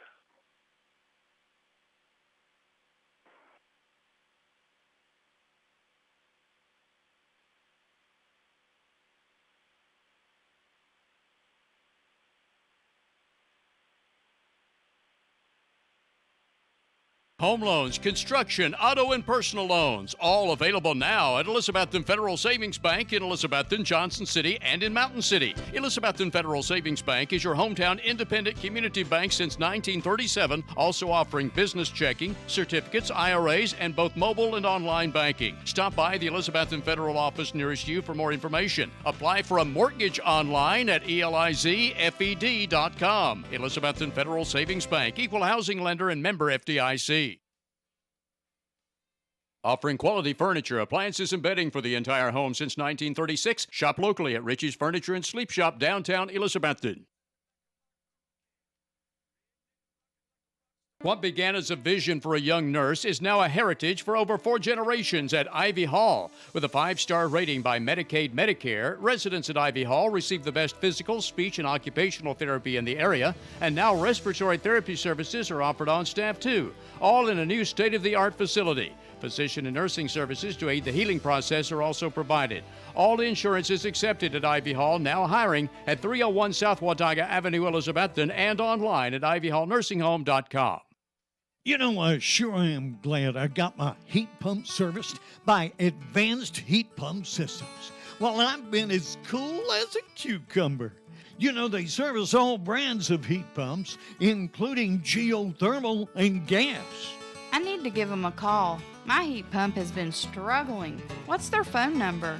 It's 926-2665, and a real person will answer 24 hours a day. The Ridgewood Dining Room is wide open for your dining convenience. Ridgewood is still the Tri-City's best barbecue, and you can come into the Ridgewood Dining Room any day, Monday through Saturday, starting at 11 a.m., except for Sundays and major holidays when the Ridgewood is closed. Call in orders to the Ridgewood at 538-7543. Ridgewood is still the best barbecue in the region. Ridgewood fries are made from genuine Idaho potatoes, and only Ridgewood has Mrs. Profit's original baked beans. The Ridgewood, Old Highway 980 at Bluff City, just 6 miles north of Elizabethton. The drive-through window is open for your convenience at Reed Pharmacy, West Elk Avenue, Elizabethton, across from the high school with quality prescriptions for people and pets. Better than ever. WBEJ. All right, ladies and gentlemen, welcome back here to campus of ETSU, where we got about 20 and a half minutes till we tee it up and kick it off of this very big contest between your Elizabethton Cyclones and the undefeated Daniel Boone Trailblazers. Stacy, and that leads me into one of the things I want to talk to you, let you talk to our listeners about. You look at the season. Coach Sean Whitten knows it. Listen to the Coach Sean Whitten show. He's alluded to, and he's alluded to me and you off the air. When you open up a Daniel or a Science Hill and Greenville, 3 things could happen: 2-0, 1-1, or 0-2. Right. And then you throw in an undefeated ranked number 5 team in 5A. Throw it in there. Those first 3 games are a gauntlet, especially to a younger team. You know, last couple of years with that veteran team we had and the kind of the comfortable they are in the system, you know, you run that. But when you got new starters at quarterback, when you got new offense, you got a lot of young kids playing, you've got seniors that haven't played a whole lot except for in supporting roles. All off season, and we talk about it every year, Cyclones focus on nothing but that Science Hill game. Science Hill, Science Hill, Science Hill. And then they make their big adjustment from game 1 to game 2. You start out with a loss, a Science Hill team that they should have won that ball game. Yes. Elizabethton should have won that ball game. But then you get 2 weeks there to prepare for the number 1 team in the state. And we saw last week a Greenville team that Elizabethton played hard. Defense played lights out for 4 quarters. But you got a Greenville team that wanted it more. And, I mean, they really brought it to the Cyclones. And so all of a sudden you're 0-2, and then, you know, normally in the past you get a Boone team that always plays Elizabethton tough, but you think, okay, we can win. They come in here with momentum. They come in here with a bunch of seniors, a bunch of skill positions, 2 big, strong linemen that just really dominate their positions. And more importantly, you've got kind of a cockiness to a Boone team. So it's really, really hard to make adjustments. It's just not completely changing everything you set up to play 3 games like that in 4 weeks. So it's real tough on that coaching staff, and it's real tough on the kids too. Mm-hmm. You know, we've talked a little bit, and we were a little hard on them last week after the ball game and in our comments and stuff, simply because we're not used to seeing Elizabethton team unable to move the ball on offense. Right. You know, just that they didn't know what they were doing. It didn't look like that kind of discombobulated. You go back and look on film, you attribute a whole lot of that, though, to Greenville, what they were able to do. But, you know, it's hard when you've got to come in here and face that in 3 weeks. So what these kids need are a little confidence. Yeah. You know, we've talked about this many times since that Science Hill game. We score on that first drive, this may be a different season completely. These kids just need a little confidence. They need to get a little comfortable. They need to be able to play at the speed of the game. They've been playing behind all year, and that makes it really, really difficult when you're trying to play catch-up, and you don't want to do that against this team. And you got a defense that, when you look at it, other than busted plays last week, they played Greenville pretty even on defense, but you can't ask your defense 2-for-1 plays versus the offense. No. You couldn't do that at high school, pros, or college level. You can't keep your defense out there and expect to win week after week. So that all goes back to the kids getting a little confidence, getting a little yardage. I don't care who's the quarterback. I don't care who's the wide receiver. I don't care who the running back is. I don't care who the lineman is. You've got to get a little momentum, and you've got to give that defense a little breather on the sidelines. You do, and you know the best way to instill some confidence is get together and have a good drive where you put together a couple of good first downs, get it down, push the ball, then you start getting a little bit. Let's go. You get your upbeat a little bit. You know, I've always said when you play and like we're playing right, we're pressing. When you press, you mess up because when you think you mess up, and you're always a half a step behind. That's what we're doing right now. We're just pressing. Well, and we're all doing that. We're blessed. The whole community. We're blessed to be spoiled. Yeah. We're spoiled because we used to coming out here and seeing, you know, boom, boom, boom, bam. And when we don't see that now, it's like, all the wheels are coming off. Well, the wheels hadn't come off yet. But the kids have got to be able to know they can do it. And they can. And there's nothing wrong with the system, but there's some problems with the execution.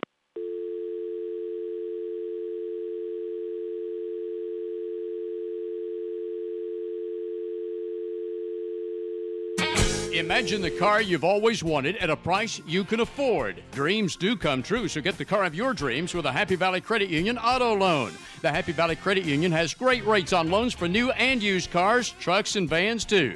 Get pre-approved before you buy the car by calling the Happy Valley Credit Union for an appointment. It's quick and convenient. Credit restrictions apply, so call in or stop by the Happy Valley Credit Union today for more details at the corner of Lynn Avenue and C Street, Elizabethton, behind Walgreens. All right, ladies and gentlemen, we're back here after technical difficulty. We're back, as Stacy was alluding to. We just need these kids just need to get a little bit of confidence behind them.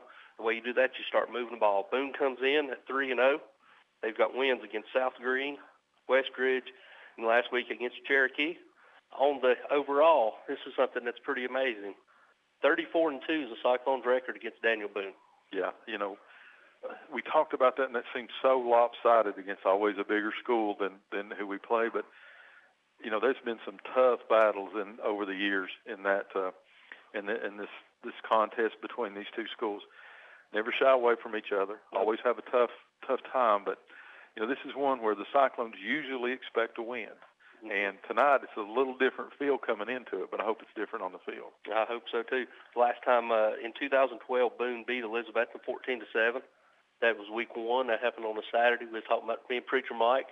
Mm-hmm. After that, Elizabethton lost the next game to Science Hill and then won 11 in a row. So it can be done. And then in 2005, they got us 35-28. Yeah. Other than that, Cyclones, it's always been tough, as you alluded to. 2 years ago, Parker Hughes had to block a field goal to get us 23-21 and 23-21 win.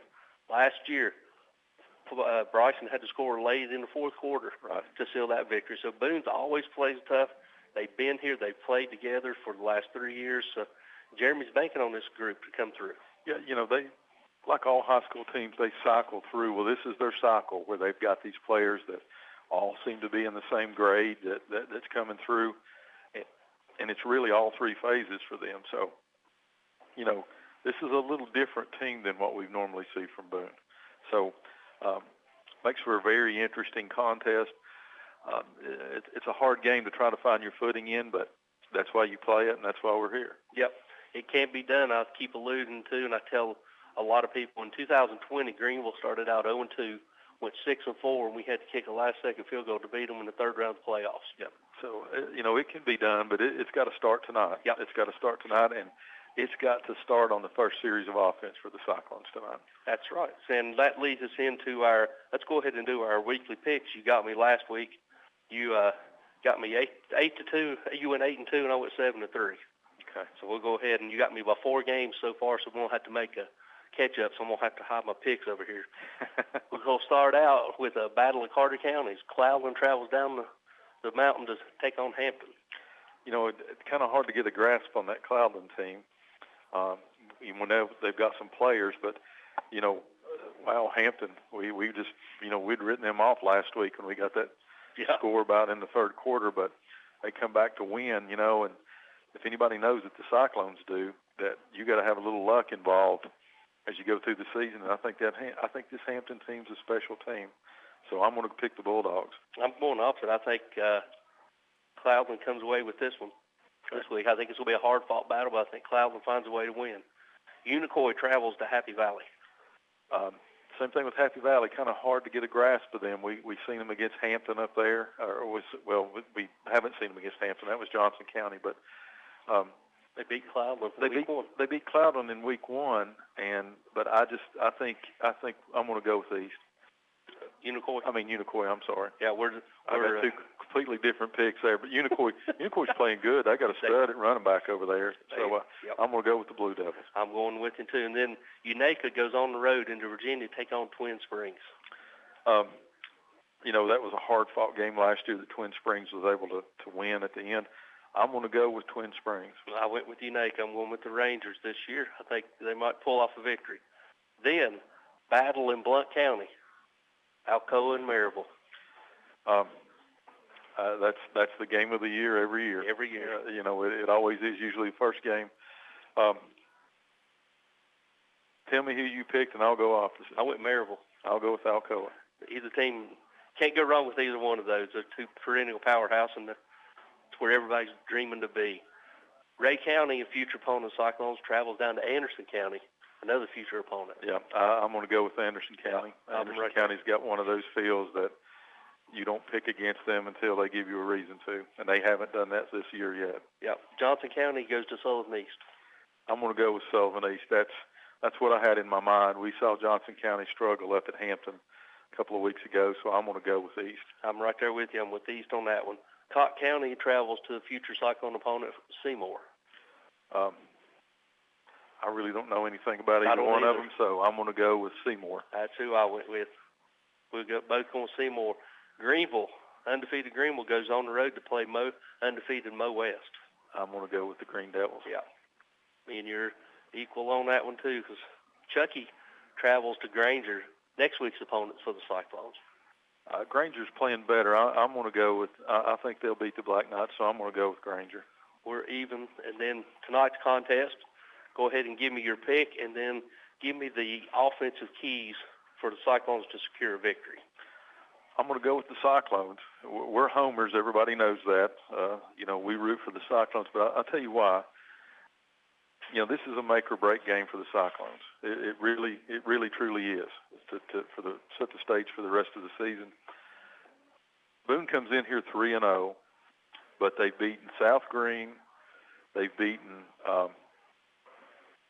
Westridge. They beat Westridge, who wasn't that good, and the Cherokee team that's just terrible. And so those aren't strong opponents. We've come through here running a real gauntlet, and so I'm going to go with the Cyclones tonight. And the keys for the Cyclones offensively are the things that we've already talked about. It doesn't matter who's quarterbacking. It doesn't matter who's running, who's receiving. They've got to do some different plays than what they've been running, and they have to be able to get some first downs. We need some sustained drives. You really need to score off those drives if you can, but they've got to get a little bit of confidence. So every first down they get is going to kind of breed that confidence for the Cyclones tonight. And if they can put together a series like they had against Science Hill, the very first series, I think you see a completely different team tonight. So that's what I think they're doing. They've worked really hard this week, drew up some different plays to kind of get some different looks and not get everybody in the box. After watching Cyclones on the film, Greenville the other night, they just put everybody in the box and they started bringing the house, and we didn't have an answer to it. Mm-hmm. And so they watch film just as much as we do. So that's what we potentially may see. I think the Cyclones counter that tonight. So the key to the offense for the Cyclones will be first downs, first downs, first downs. All right, there you have Stacy's keys to the game. Let's go ahead and go back to the station. We got about 7:10 left to go till we tee it up and kick it off. We're going to honor our national anthem honor our country by playing national anthem. We'll be back after this 2-minute timeout with your starting lineups. The Rocky Top Garage Door showroom is now located at 401 Hatcher Lane, Elizabethton. Owner Mitch Barlier has provided sales, service, and installation of garage doors for over 30 years, and Rocky Top Garage Doors is Elizabethton's Amar Door and Linear and LiftMaster door opener dealer. Tell them what to do if their garage door breaks, Lexi. Call my papa, Rocky Top Garage Door, 518-1516. That's Rocky Top Garage Doors, your Amar automatic garage door dealer. Learn more online at rockytopgaragedoor.com. Signature Healthcare of Elizabethton Rehab and Wellness Center has been faithfully serving the Elizabethton and surrounding areas for the past 37 years. Signature Healthcare offers physical, occupational, and speech therapies tailored to meet your specific needs. It has the best wound care and respiratory programs in town. Their facility is clean, the face is friendly, and they strive to provide the best care to all who enter the doors. Remember, if you feel like you're sitting on the sidelines of life due to a sickness that's got you down, let Signature Healthcare of Elizabethton help you get back into your game. Watson's Marine off Highway 11E Bluff City is where you'll find one of the area's best selections of fishing tackle and marine accessories, plus the latest Camus, Phoenix, and Vexus boat selections. Watson's Marine also has Mercury and Yamaha outboard engines. Owner Aaron Green and sales and tackle shop manager Rex Pendergrass invite you to stop in soon and look at all the latest models and merchandise. Watson's Marine, Highway 11E, 2 miles from Bristol Motor Speedway towards Johnson City. At Carter County Bank, it's our job to help you create happy moments. From buying your first home together to renovating an empty nest. From your first car loan to your first small business loan. We're here to help along the way so you can focus on the happy moments. Carter County Bank, in the business of happiness. Learn more at www.cartercountybank.com. Carter County Bank is locally managed to support our first priority, Carter County, and the people who live here. A division of Bank of Tennessee, equal housing lender, NMLS number 430203. If you're in the market to buy or sell real estate, think Rainbow Realty and Auction. Rainbow Realty and Auction will keep you informed on the status of your property on the market, and you'll benefit from the personalized attention provided by the brother-sister team of Dale Williams and Judy Veneman. Rainbow Realty specializes in residential, acreage, and commercial property and also provides auction service. Visit the Rainbow Realty and Auction website at rainbowrealtytn.com or call 547-2800. Visit the Coffee Company in downtown Elizabethton for handcrafted coffee drinks, sandwiches, and salads. Go. Better than ever country. WBEJ AM/FM, Elizabethton, Tennessee. All right, ladies and gentlemen, welcome back here as Daniel Boone's Honor Guard are removing the flag for a wonderful rendition of National Anthem. Stacy, let's go ahead and hit tonight's starting lineups. We'll go ahead and do the offensive side, and I'll go ahead and start with the Daniel Boone offensive line. Starting at center, number 57, senior Evan Wells. At right guard, number 77, Hunter Rydell, sophomore. And at right tackle, number 60, senior Jacob Murray. Left guard, senior number 53, Jonathan Sullivan. And then senior at left tackle, senior number 51, Luke Scott. Cyclones counter at center with number 78, Sam Bowers. Left guard, Josh Hayes. Left tackle, number 77, Caden Drain. Right guard will be number 70, Dylan McDuffie. Right tackle, number 50, Seth Campbell. Lining up at tight end after having to sit out last week will be number 45, Jacob Whitaker. And then Boone will sometimes counter with 4 wide, so we'll go ahead and hit their 4 wide receivers. You'll have one wide receiver is senior number 21, Ryan Trout. Then you'll have senior number 13, Landon Kirkpatrick. Then you'll have junior number 2, Jackson Oostman. And then you'll have senior number 24, Tyler Alfred. Cyclones counter with an H-back, number 28, Justin Wallen at times. Wide receivers will be number 19, Teddy Orton, number 21, Nate Stevens, and Jeriah Griffin, number 9. And your quarterback and running back for Boone, quarterback is number 10, junior Luke Jenkins. And then your 2 main running backs is number 15, junior Aiden Rainier, and also number 1, Jackson Young. He's also a junior. Cyclones counter at running back with number 5, Cade Russell, and quarterback, we don't know. Right now, I think it's number 18, Dalton Mitchell. We'll let you know when they come out, but that's what we expect, at least to start the ball game tonight. So that's your starting lineups for tonight's contest on offense. As Cyclones come out with their white jerseys with black tops with black numbers, Boone dressed in all red. Captains for Boone is number 7, Hagan Edwards, number 13, Landon Kirkpatrick, number 21, Ryan Trout, and also number 51, Luke Scott. All right, looks like Cyclones are countering number 47, Wesley Shankles, linebacker. Who else we got out there? Brad. Number 80, Brad Cannon, who's our senior spotlight on the touchdown halftime. Number 16, Eli Williams, and number 25, Mason Williams. Cyclones, sorry, Stacy. Cyclones won the toss, and guess what? They deferred. We deferred. Never seen that. So we're doing everything different. Everything different. Everything different. Anything to win. So Cyclones receive or win the toss, but instead of taking the ball, which we've seen that many, many times, he defers. So Boone's going to start on offense. Cyclones are going to start on defense. As a good crowd, Cyclones probably looking over there, maybe. Would you say close to 3/4, close to it. Full, so it's a real good crowd too. We got 2 empty sections. Most every section's got them in. Boone, well represented. They've got about the same, so it looks like it's equal. Right. Equal Betsy and equal Boone as we're getting ready to tee it up as we're under a minute, Stacy, to go. Go ahead. It's time for the Stouts Riverside Auto kickoff here tonight. Tonight, Rob Stouts wants to shout out to Big Dan's Barbecue, some of the best barbecue you'll eat. Stop in and see Big Dan, talk about some music, talk about some Cyclone football, and he may even tell you a story or two. Yep, ETSU football. Might even see the sheriff in there at Big Dan's Barbecue. So we thank Rob Stout and Stouts Riverside Auto for sponsoring our kickoffs this year. We hope to be able to do it many more times tonight than we've been able to. I agree 100%. It's teeing it up for the Cyclones, number 25, Mason Williams. Back deep for Boone is number 11, Brooke Jones, and also number 4, Blankenship. They'll be going from left to right. Your list to us teed up, and we're ready to play. And Mason puts his foot into it and drives it right to midfield to right at the 1. He's across the 10.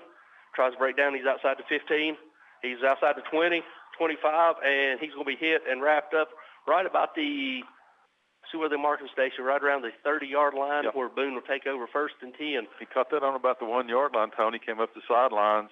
Teddy Orton, one of the starters playing special teams, able to make the tackle. Good return for that. So Boone now has it 1st and 10 from their own 30 with the opening play of the ball game. As Boone, as they traditionally do, they huddle. As they break the huddle, they're going to have twin trips to the left. Senior receiver right, Rainier, is to the right of quarterback Jenkins. Jenkins back to pass. He's looking. He's going to throw a quick hitch out here to the receiver. Receiver catches it.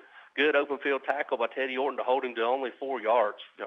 They're going to give him 5 on that one. They're going to give him 5 to the 35. Just stand it up and throw it out here. The receiver runs 5 and turns back in and settles right there. Teddy does a good job getting him on. Brings up 2nd down and 5 for the Trailblazers at their own 35-yard line with 11:23 to go here in the first period. Scoreless ball game. Now it's stacked, balanced. And this time they're going to hand off to the running back Rainier. He's across the left side. He lowers his shoulder, across the 40 up to the 42, and that's enough for a Boone first down, Stacey. That hole just opened up major right there. Yeah, that kid, he was a pain to the Cyclones last year. He's a tough kid. He's in a junior now, 6'3", 205. He's every bit of it, and Tony, you and I could have ran through that hole. Yeah. Got a big line here, big experienced line for Boone. That's that's their bread and butter right there. Yep. This time we're going jet motion from left to right, so we'll have trips right, single receiver to the left, pistol formation. Jenkins is going to hand it to Ranier. Ranier goes through the line, and Stacy had made it look easy as he was untouched before he got into the secondary. Across the 50, down in Cyclone territory, down to about the 43-yard line. Just an 8-gap run right there, right between the center and guard, and he goes straight up the field for another first down for the Trailblazers. They're going to have it 1st and 10 on the Cyclone, almost 43-yard line, making that look too easy, Tony. That 3-man front for the Cyclones. Now they're going to a 4-man front. They're just they're double teaming that nose, and they're getting a lane. Going motion from left to right to be doubles. Still pistol formation with their near and behind Jennings. This time they're going to hand it. Near, he's going to try over to the right side, and he's going to be hit and drag forward up to about the 40-yard line. Pick up a 3, a lot better. Yep, good job by the Cyclones reading that. Eli Williams, number 16, in on that tackle, along with number 63 for the Cyclones, Eli Guess. Brings up a second down. We'll call it about 8, right from the 40-yard line of the Cyclones. 9:42 to go. Sorry about that. That's all right. Trips right, and it's a quick snap, and we'll hand it to Ranier. Ranier's going to try over the right side again. He's still dragging. He's going to be up near the 36-yard line. Pickup of about 2 more, so it's going to bring up a 3rd down and about 4 for the Trailblazers. Stacy, as we alluded to early, Coach Witten, they're almost in scoring range with their kicker. Yep. We'll talk about him as he comes. There's none better, maybe in the state, certainly not in this end of Tennessee. Boone has it 3rd down and 4, 9:04 to go here in the first period in a scoreless ball game. First offensive series for the Trailblazers. Pistol, we're going jet motion from left to right. So we're going to have single receiver left, twins to the right. Waiting on the snap. Snap gives it to Ranier. Ranier's going to lower his shoulder, and he's going to go forward, and depending on the spot of the, I think they're going to give it to him, and they do. Yep.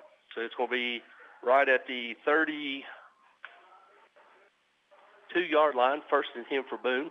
Big push by that offensive line. That kid just lowers his shoulder and dove in there, Tony. He knew he needed 3, and he got 4. So brings up 1st and 10 for the Trailblazers. Ball on, as Tony said, the 32-yard line of the Cyclones. Yeah, we're going outside motion from left to right, and they're going to do a quick pitch. Good and job. Mason's ball just blows it up. Yes, sir. Mason Ball just reads that from his outside linebacker. Loss on the play of 10 for the Trailblazers. That's the way you play. That's the way you play that outside linebacker. He saw that coming. Yeah. He stayed at home, and man, he laid a lick on him. Yeah, he did. So hard he knocked his helmet off. So he had to go about 7 yards. Yeah. Brings up a 2nd down, and we'll call it 17 for the Trailblazers. Back to pass, rolling out to his right. He's rolling to Jenny. He's going to tuck it, and he's going to be tackled. Good job. Maybe after about a 2-yard gain, Stacy. That was good coverage by the defensive backs. Eli Williams is had him on chase, and the defensive backs did a good job. That's one where if the cornerbacks this week, as opposed to last week, they didn't run up and let the receiver get behind them. They stayed with them. Brings up a big 3rd down. We'll call it 15 yards. As we got trips left, single receiver to the right. Ranier's lined up to the left side of Jennings. Jennings shotgun. He's rolling to his left. He's rolling. He's going to look, and he's going to square his shoulder. Brad's got it. Brad's going to pressure him, and he's going to tuck it, and he's going to throw it, lob it, and it's over the intended receiver. Good coverage downfield. Yep. Great pressure by Brad Cannon and also Eli Guess. Yep. Good job. Big 4th down. Had him on a run here. Those defensive backs did a great job of staying there with him. And here we go with the kicker. Yep. This Shrewsbury kid is, as I said, one of the best kickers in how long the field goes that? He's going to punt it. He's going to punt? Yeah, they're going to punt. Not so much for what we know. Punt safe. Don't jump, Cyclones. It's going to be marked at about the 37-yard line. Shrewsbury back. He got it, and he dips it down. He kicks it end over end. He kicks it. That thing is going to have to call the FAA to get it clearance, and it's going to be down. down. In that end zone. They get it down. And they're going down inside the 1, right at the 1-yard line. Cyclones got 99 yards to drive, Stacy. You know, right there, he's probably the only kid in East Tennessee turned that ball upside down and kicked it as high as the scoreboard, and had a backspin on it just like a golf play, and they're able to pin him at the 1-yard line. So Cyclones with 6:57 to go here in the first period come out for their first series, having to drive it 99 yards. Our Bojangles score of the game is 0-0. Tony, this is the test here. Got to be careful and don't give up a safety here. Boone got, 3 last week? They got 3 last week. They got 3 safeties last week, so that's kind of what they're thinking. So important first play here for the Cyclones. You got Dalton, the quarterback. You're going to have Cade to Russell to his right with single receiver both left and right. This time they're going to snap and hand it to Cade. Cade's going to be hitting the backfield. He's going to drive forward, and he's going to get across. And he's going to maybe get back to the original line of scrimmage, Stacy. He was hit 3 times and didn't get a yard. So it's going to be second down and 10 for the Cyclones. Again, the ball is now, Tony, it's just hugging that goal line. Almost touching the goal line. The main thing we got to do is we got to get some kind of field position to flip this field. Same formation. And this time Russell gets it, and there's going to be a safety or touchdown. It's going to be they collide, and he fumbled the ball, so we're going to say touchdown Boone. Tried to get back on the ball, but they fumble in the end zone. Boone's able to jump on it, and that's why I guess they punted the ball, Tony. That defense, they turned it over to them. Get the Cyclones down on the 1-yard line, second play. Fumble for the handoff, and Boone jumps on it, and just like that, Boone scores on the defensive side to go up 6-0 as Shrewsbury comes out to attempt the extra point. Collided into each other's snap. The hold snap is down, and the kick is good. So with 6:18 left to go here in the first quarter, your score, Cyclones are trailing by a score 7-0. We'll be back after this 30-second word from our sponsors. Come in today to Clayton Homes of Elizabethton on the 19E bypass, building back bigger and better for its customers and also now under new management. Come see Clayton Homes today, Team 811, the low price leader where it's done right the first time. Clayton Homes Elizabethton has homes to fit almost anyone's budget from 900 square feet to 2,500 square feet. Come see the home of your dreams today at Clayton Homes of Elizabethton, 1581 Highway 19E bypass, building back bigger and better especially for you. Depend on Valley Forge Wholesale Cherokee Drive behind Tractor Supply to be fully stocked with all the essential items, toys, and gifts you'll want this holiday season. WBEJ. All right, ladies and gentlemen, welcome back here to ETSU at William R. Green Stadium. As Stacy, Cyclones are trailing after Boone jumped on a fumble after a collision between the running back and the cornerback in the end zone to jump up to a 7-0 lead. Shrewsbury to kick off. Back deep is Dry and Nate, and if tendency's correct, we'll start at the 20. As a kick, and he don't get it this time. No, he doesn't. Line drive straight to Dry across the 10, 15, 20, paces away, 25, 30, still on his feet up near the 32-yard line. That's a line drive. That's unorthodox. The kickoff team for Boone hadn't had a lot of practice this year, so it was a good return by Dry. Takes the ball. Goodness gracious, what's he doing back there? Anyway. We're not going to fuss at the referees this week. Yeah. They said he's down at the 32. So good return by Jeriah Griffin. Cyclones come out again. Dalton Mitchell at quarterback again. 2 running backs, Tony. Yep. We got split backs with Stevens and Russell, twins right, single receiver to the left. We're going jet motion, Baker from left to right. And this time they're going to blow it dead. Usually that's a tendency of a false start. The referee threw it and also got a side judge throwing it, so they're going to discuss it, Stacy, and the deed's going to be... They had Jeriah lined up offside. Offside, yep. He lined up offsides, yep. Offsides against Cyclone, so something you don't want to start behind the chain, so it's going to bring up 1st and 15 from the 27-yard line. Still in split back. Twins left, single receiver to the right. Mitchell now going jet motion from right to left.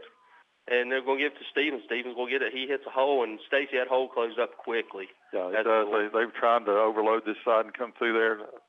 They're going to give him no gain. No gain. It's going to bring up second down and 15 for the Cyclones. Real quick first shout out tonight again goes to Nancy Berry.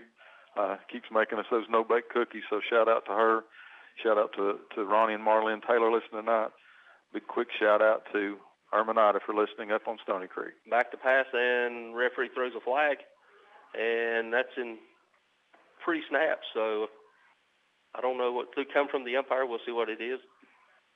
Let's hit a couple more here while we're doing this. We got Terry Kitchens listening to us in upstate South Carolina. We've got Jim Goodwin listening to us tonight, Jim and Addie Hyder. Coach Jim Crow always listening to us, and we appreciate that. Jarfly Duggar listening to us, Deanna Ryder, Elmer Sams, Zach Nida for listening to us tonight, Alan Goodwin, Kelly Gegley, and Sheriff Mike Fraley. Kay Gitson, he's crossed the 25 up near the 27-yard line. Finally, a little running room for the Cyclones. That's going to bring up third down and about 12.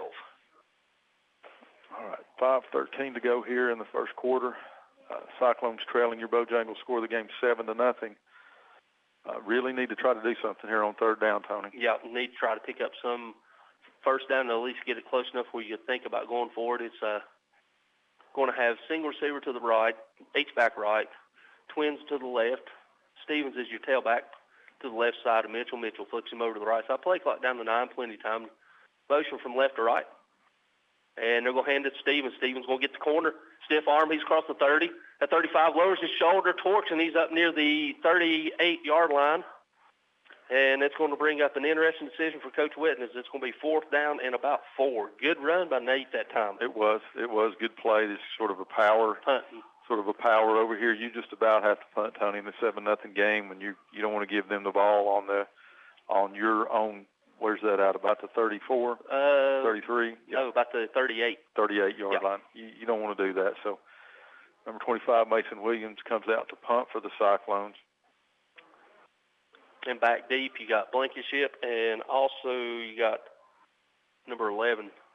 Mason gets it, and it's off the side of his foot, but it's going straight down, takes a Cyclone bounce, and it's going to bounce inside the 25, down roll inside the 20, and it's going to be down at the 18-yard line. So your Boone Trailblazers will take over 1st and 10 at their own 18-yard line. 44-yard punt with the roll there for Mason Williams. So good job flipping the field. Took a little page out of the Trailblazers playbook right there for that one. So Cyclones now go back on defense for the second time in the ball game. Boone has it 1st and 10 at their own 18-yard line, leading 7-0 in your Bojangles score of the game. See what kind of adjustments we've made after the first series. You're going to have Boone coming out with split backs, twins right, single receiver to the left. Shotgun formation. They're going to hand it to Rainier. Rainier's going to lower his shoulder. And he's going to be hit right at the line of scrimmage. Maybe they give him 1 yard.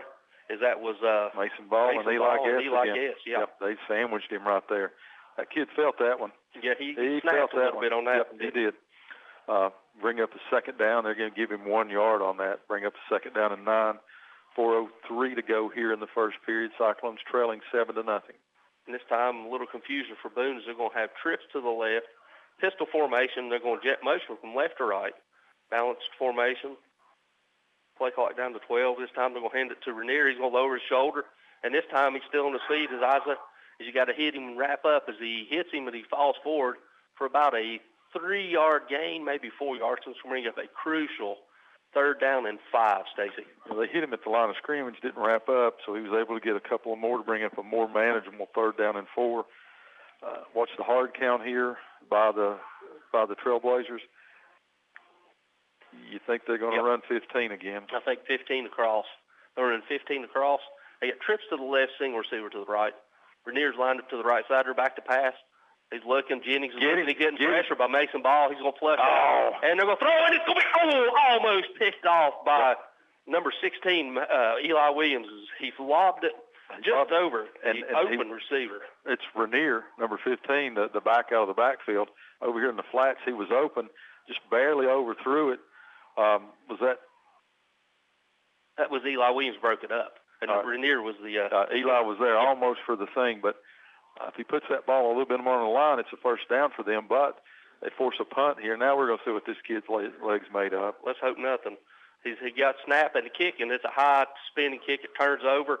It's going to hit at the 35 and take a Boone roll down and die about the 26-yard line as...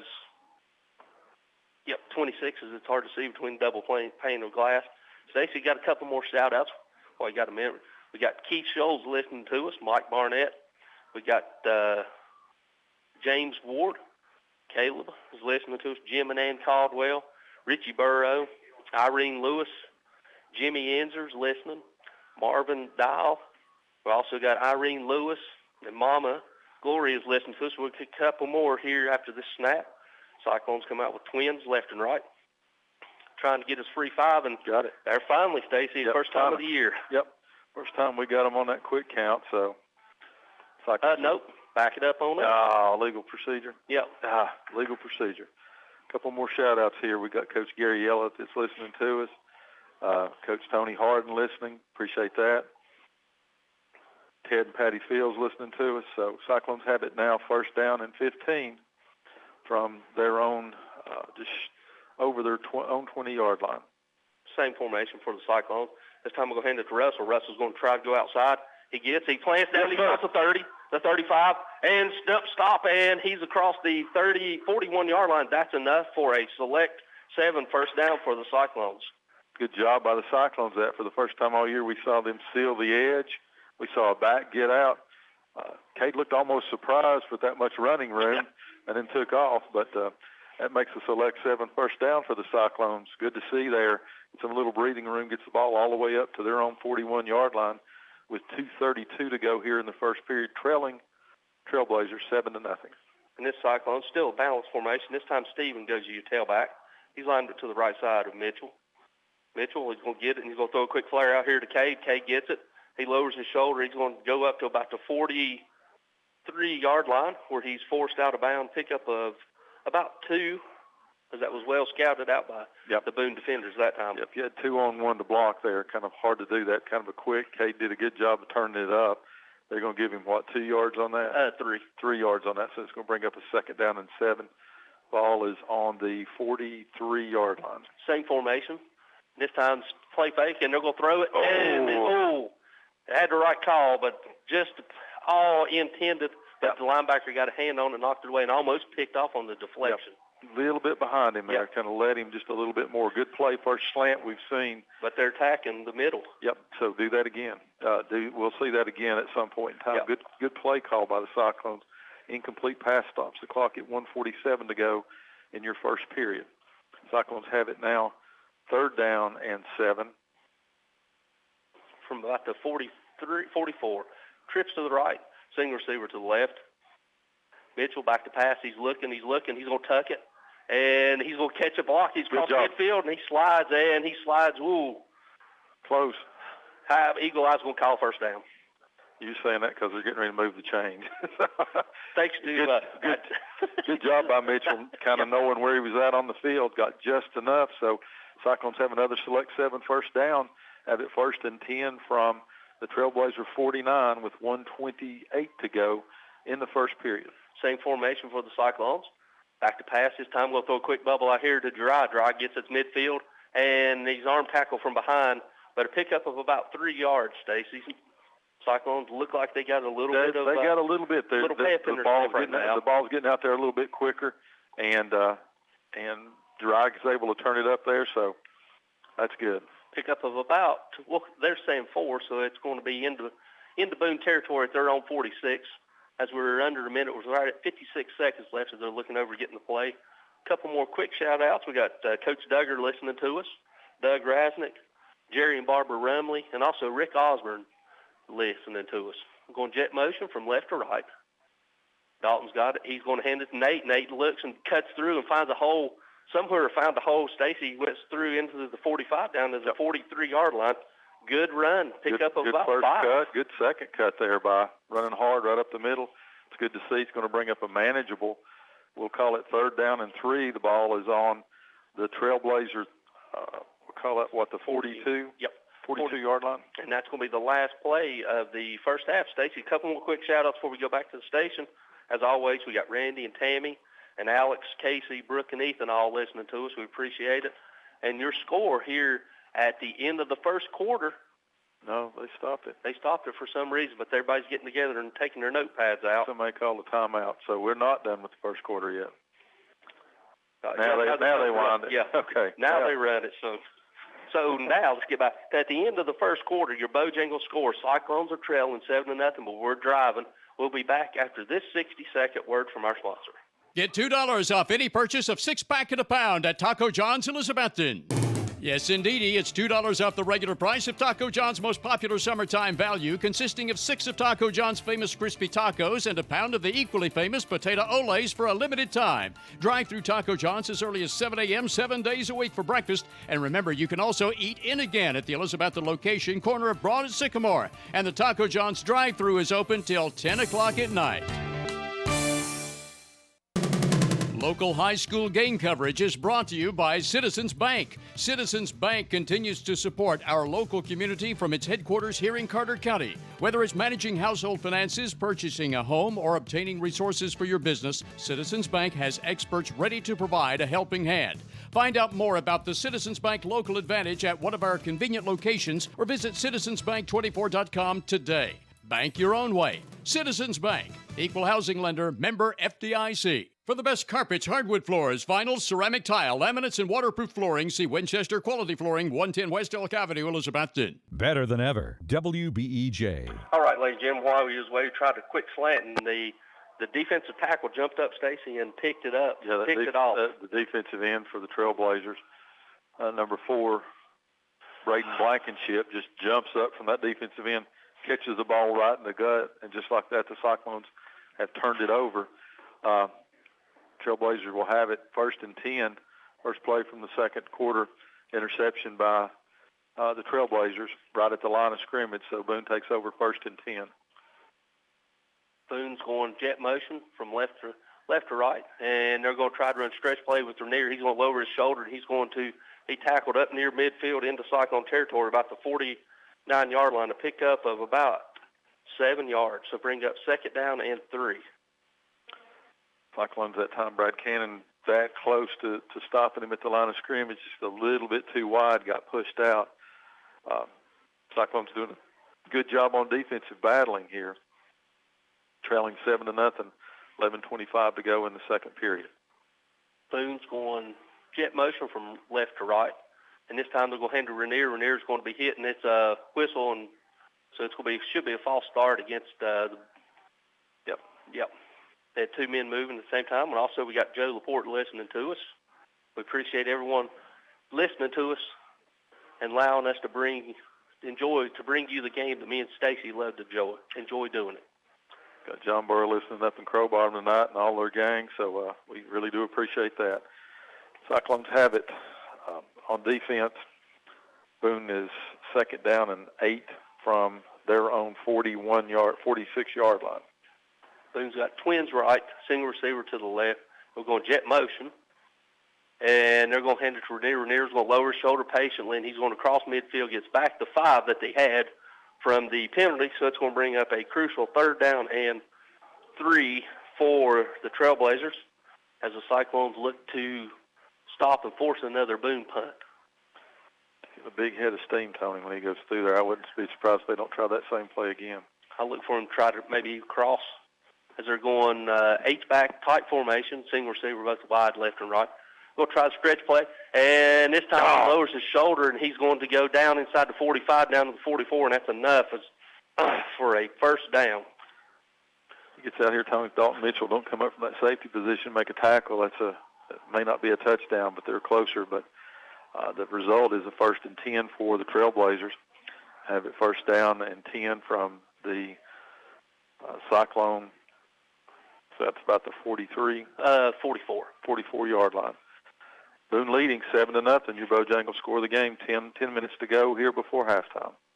Going outside jet motion deep, and this time we're going to hand it to Rainier with a little eye candy, and he's going to push it inside the 40, and they're going to mark it at the 39-yard line. So a pickup of 5 is going to bring up 2nd down and 5 for the Trailblazers at the Cyclones' 39-yard line. See all this motion from Boone. Always see motion from Boone trying to get you out of position. They rarely ever use that motion for anything other than a decoy. They're always going to try to run the ball, but you got to honor it. And Boone's just getting a push up front. It's going to bring 2nd down and 5 for Boone. Now have it on the Cyclone 39-yard line. Cyclone defense needs to bow its back and stand up as They're going to go Twins to the right, H-back, single receiver left. Rainier's lined up to the left side, Jenkins. Now they're going jet motion from right to left.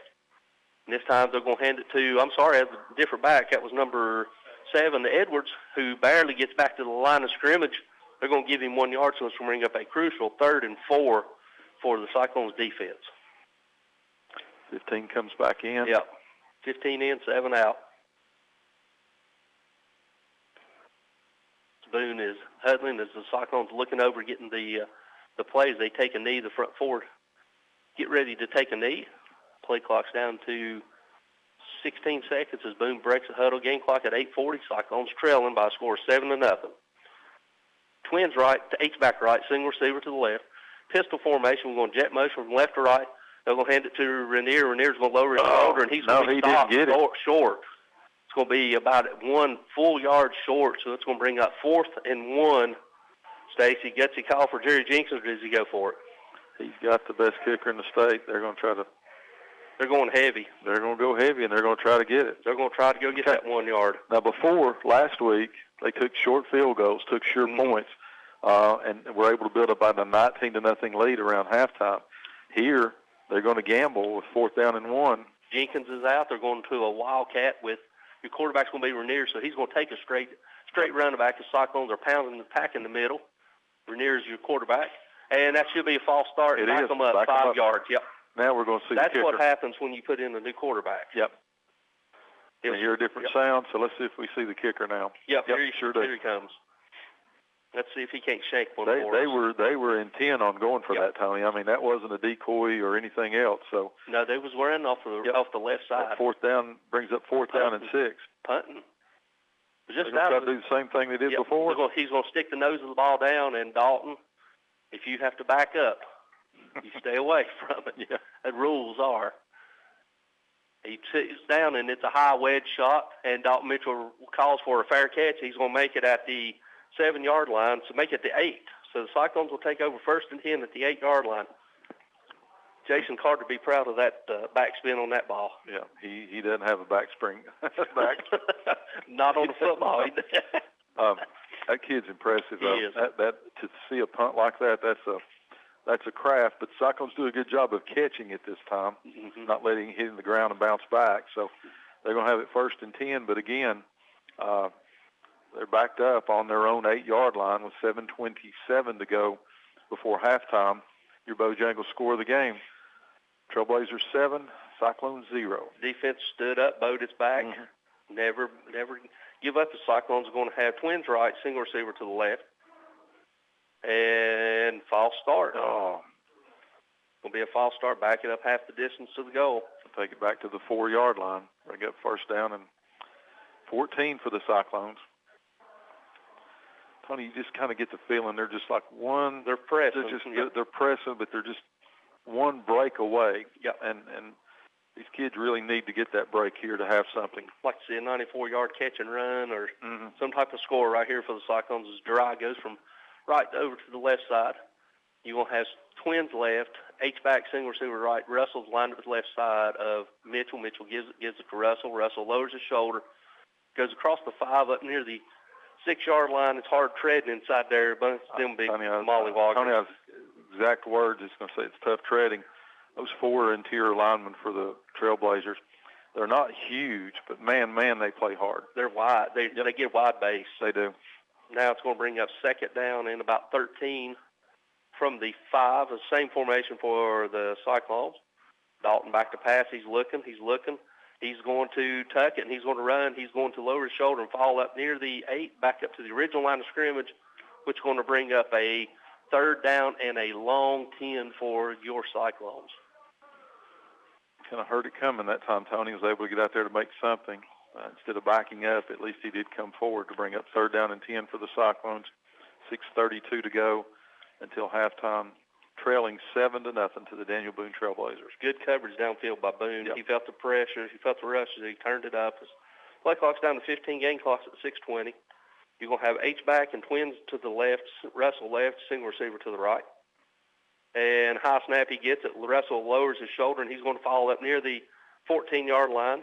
And it's going to force a Cyclone punt on 4th down and about 5 for your Cyclones. Cyclones go with the safe call there. That interception and the batted down pass, Tony kind of making him a little gun shy a little bit, throwing the ball, it looks like. In any event, Mason Williams is back to punt. Try a hard count here. Yep. See if we can't get us a free 5 on the hard count on the punt. It's back deep. They got twins back deep for Boone. And it's a high snap. Williams gets it down, and he gets a low spinning kick that's going to take a semi-cyclone bounce inside the 50, roll down to the 45, down to about the Boone 44-yard line. So Boone will take over 1st and 10 at their own 45 with 5:25 left to go here into halftime. Cyclones are trailing by a score of 7-0. How long, Wes? 42-yard punt from number 25, Mason Williams. All right, Tony, a little bit of time there for the defense to get a blow here. 5:25 to go here. Daniel Boone takes a long time. They huddle up, so you wonder if the Cyclones are going to get a chance to get the ball back before halftime. So, once again, this defense is called upon to make a stop here. Twins right, H-back right, single receiver left, pistol formation. And Rainier gets it, and he's going to try to go out wide right, but Eli Guest shunned his defender and made a great tackle right at the line of scrimmage to hold him to no gain. It looked like a steer wrestling there, Tony. He jumped right on his back and got him down on the ground. Any means necessary. No gain. Going to bring up 2nd down and 10 for the Trailblazers. Clock down to 5:08 to go before halftime. Again, Bojangles score the game. Daniel Boone 7, Cyclone 0. His secondary is going to have to be alert, Stacy, because they're baiting them. Yeah, they're baiting it. This time they completely flip. You got twins left, and this time he's going to roll out to his left. He's rolling. He's going to check it down, and good tackle by number 7, Zeth Mullins. It stayed at home. Good tackle, gain of only, wait a minute, got a flag down. Indication where that's thrown, Stacey, is usually holding or offensive lineman down the field. You know, when they rolled out, it may be the offensive lineman down the field. Because the referees are talking about it, but go ahead and, down the field. Wonderful, in the words of Stan Ogg, the tackle was going out for a 5-yard curl. Yep. That's the RPO, but this time the referees didn't fall for it, so it's a 5-yard penalty, so it's going to back it up to about the 39-yard line. So it's going to bring up 2nd down and 15 for Boone. Good play by Zeth that time to come up and get the back out of the backfield. You called it, Tony. They tried something a little tricky there with a rollout, fake the handoff, roll out to his left a little bit. Going to bring up now a 2nd down and 15 for the Trailblazers. Ball back all the way to the Cyclone 40. Trips left, single receiver right, pistol formation. Now we're going motion from left to right. And they're going to hand it off to Rainier. He's going to jump cut in the backfield. Good tackle. This time by number 67, Landon Hughes, who grabbed him right where he can't run. Yep. He finally shed the blocker and was able to get him by the feet, so they're going to give him maybe 2 yards. Going to bring up a 3rd down and 13. Got to be careful now. Come on, safeties, get back there and don't let anything cheap by. Chance to get this ball back here. Keep it in front of you as we got 3:44 in the game clock. Play clock down to 15. Boone breaks the huddle. We're going to have trips to the right, single receiver left, and now Rainier hops over to the left side. Now we're going outside motion from left to right to slot. Back to pass to Jennings. He's looking. He's flushed out to his right. He's flushed. He's going to air it out, and he throws it way out there. Takes Hal Woods down. Yep, Hal Woods is knocked out. Jenkins rolls to his right, tries a little lob over there. It wouldn't have been any good. The receiver was already in the white. So about 8 yards. Once again, the Cyclones defense step up big, and they give the Cyclones a chance to get the ball back. 3:15 to go here before half, trailing 7-0. Cyclones to counter the big punter for Boone by putting Nate Stevens and Jeriah Griffin both back at about their 15 and 16-yard line. This time he gets away with a high spinning kick that Nate calls for and gets a fair catch about the 22-yard line. That thing was up there above the light. It was, but good job by Nate Stevens to make the fair catch call, to catch it right there, and they're going to start out 1st and 10 from their own 22-yard line with 3:07 to go here until halftime. Now let's see if we can't double dip, see if we can't get some type of points right here, and then we get the ball back as the Cyclones are looking for something. Stacy, I think you can just feel like we're one play away. We're half a step away. We're a block away. We're a cut away, a pass away. So let's see if the Cyclones can do it here with 3:07. Mitchell back at quarterback, Nate Stevens back at tailback. So you're going to have Twins left, H-back, and Dry outlined up to the wide to the right. They're going to hand it to Steven. Steven patiently waiting, lowers his shoulder. Good hard run. Driving. He's still going forward about aiding of Cam Baker up across the 30. Pickup of 8 strong yards for. Yep. Good hard run. Yep. He's got a little extra gear there, Tony. He's made one cut there and then lowered his shoulder, torqued a little bit at the end. Bring up the 2nd down and 2 for the Cyclones. Clock down to 2:47. Cyclones hurry to the line. They're going to have tight ends with Twins to the right. Stevens lined up to the right side of back to pass. No, he hands off Stevens. Stevens patiently goes through, find a hole somewhere, goes across the 30 and 34 for a select 7 first down. Stacy, he lowered himself and cut underneath the high tackle. 12 yards he's carried on the last 2 plays here, and they're hard runs. You want to see that. 21, the seniors, showing a little extra grit and a little extra gear here, Tony, for the Cyclones when they need it. But we're down to 2:12 to go here before halftime. Cyclones showing urgency, quick snap, and throw it to Nate. Nate lowers his shoulder, goes across the 37 up near the 38-yard line to pick up a 5.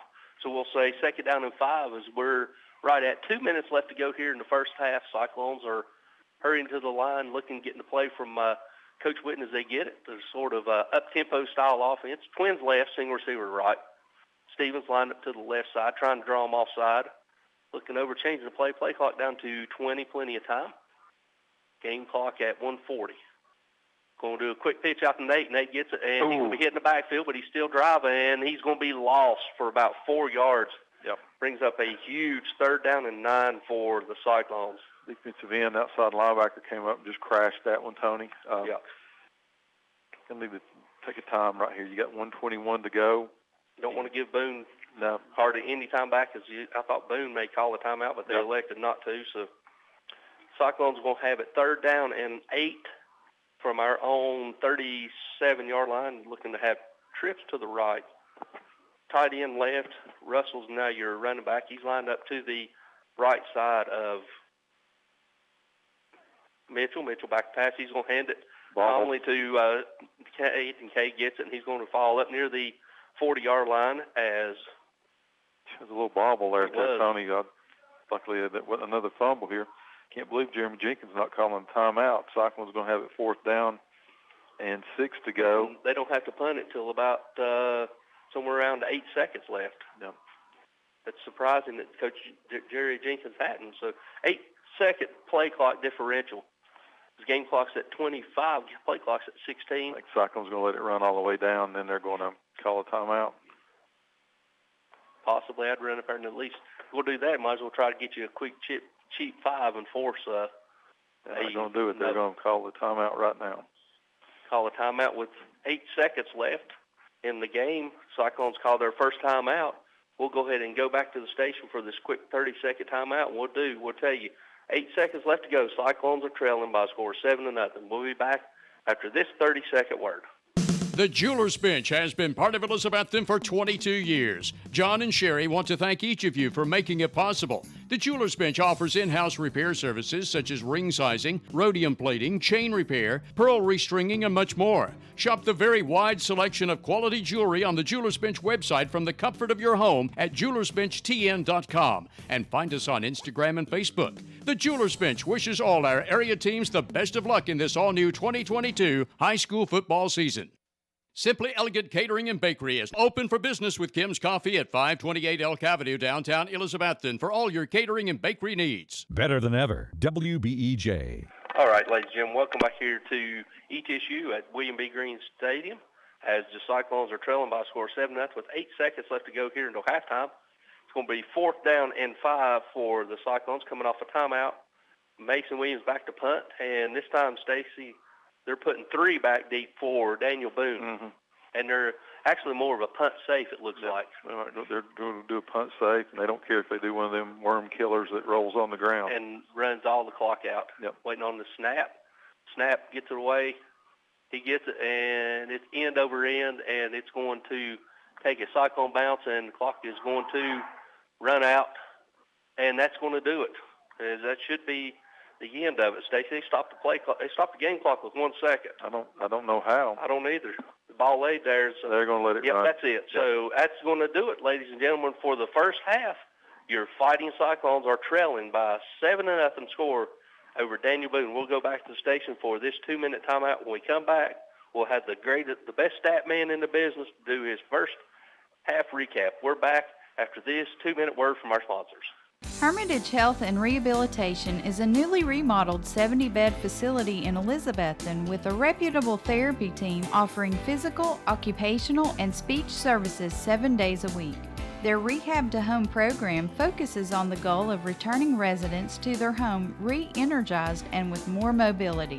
Schedule your tour today at Hermitage Health Center, 1633 Hillview Drive, Elizabethton, 543-2571.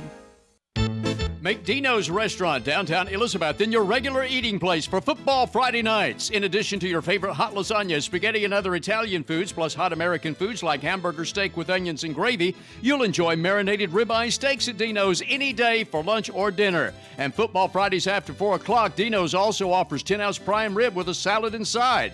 Get in the game. Eat every Friday night at Dino's downtown Elizabethton, open from 11 a.m. Monday through Saturday and accepting carry-out orders.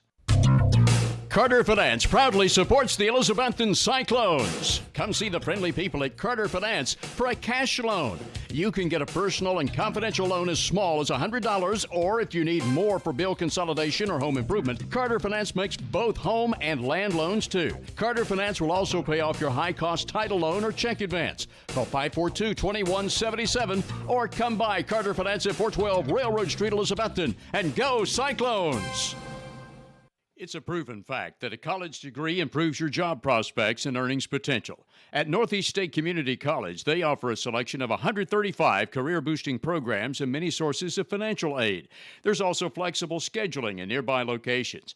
You have goals. Northeast State has options. Apply today and let's work to jumpstart your potential. For details, call 323-3191 or visit northeaststate.edu/admissions. Northeast State, we're here to get you there.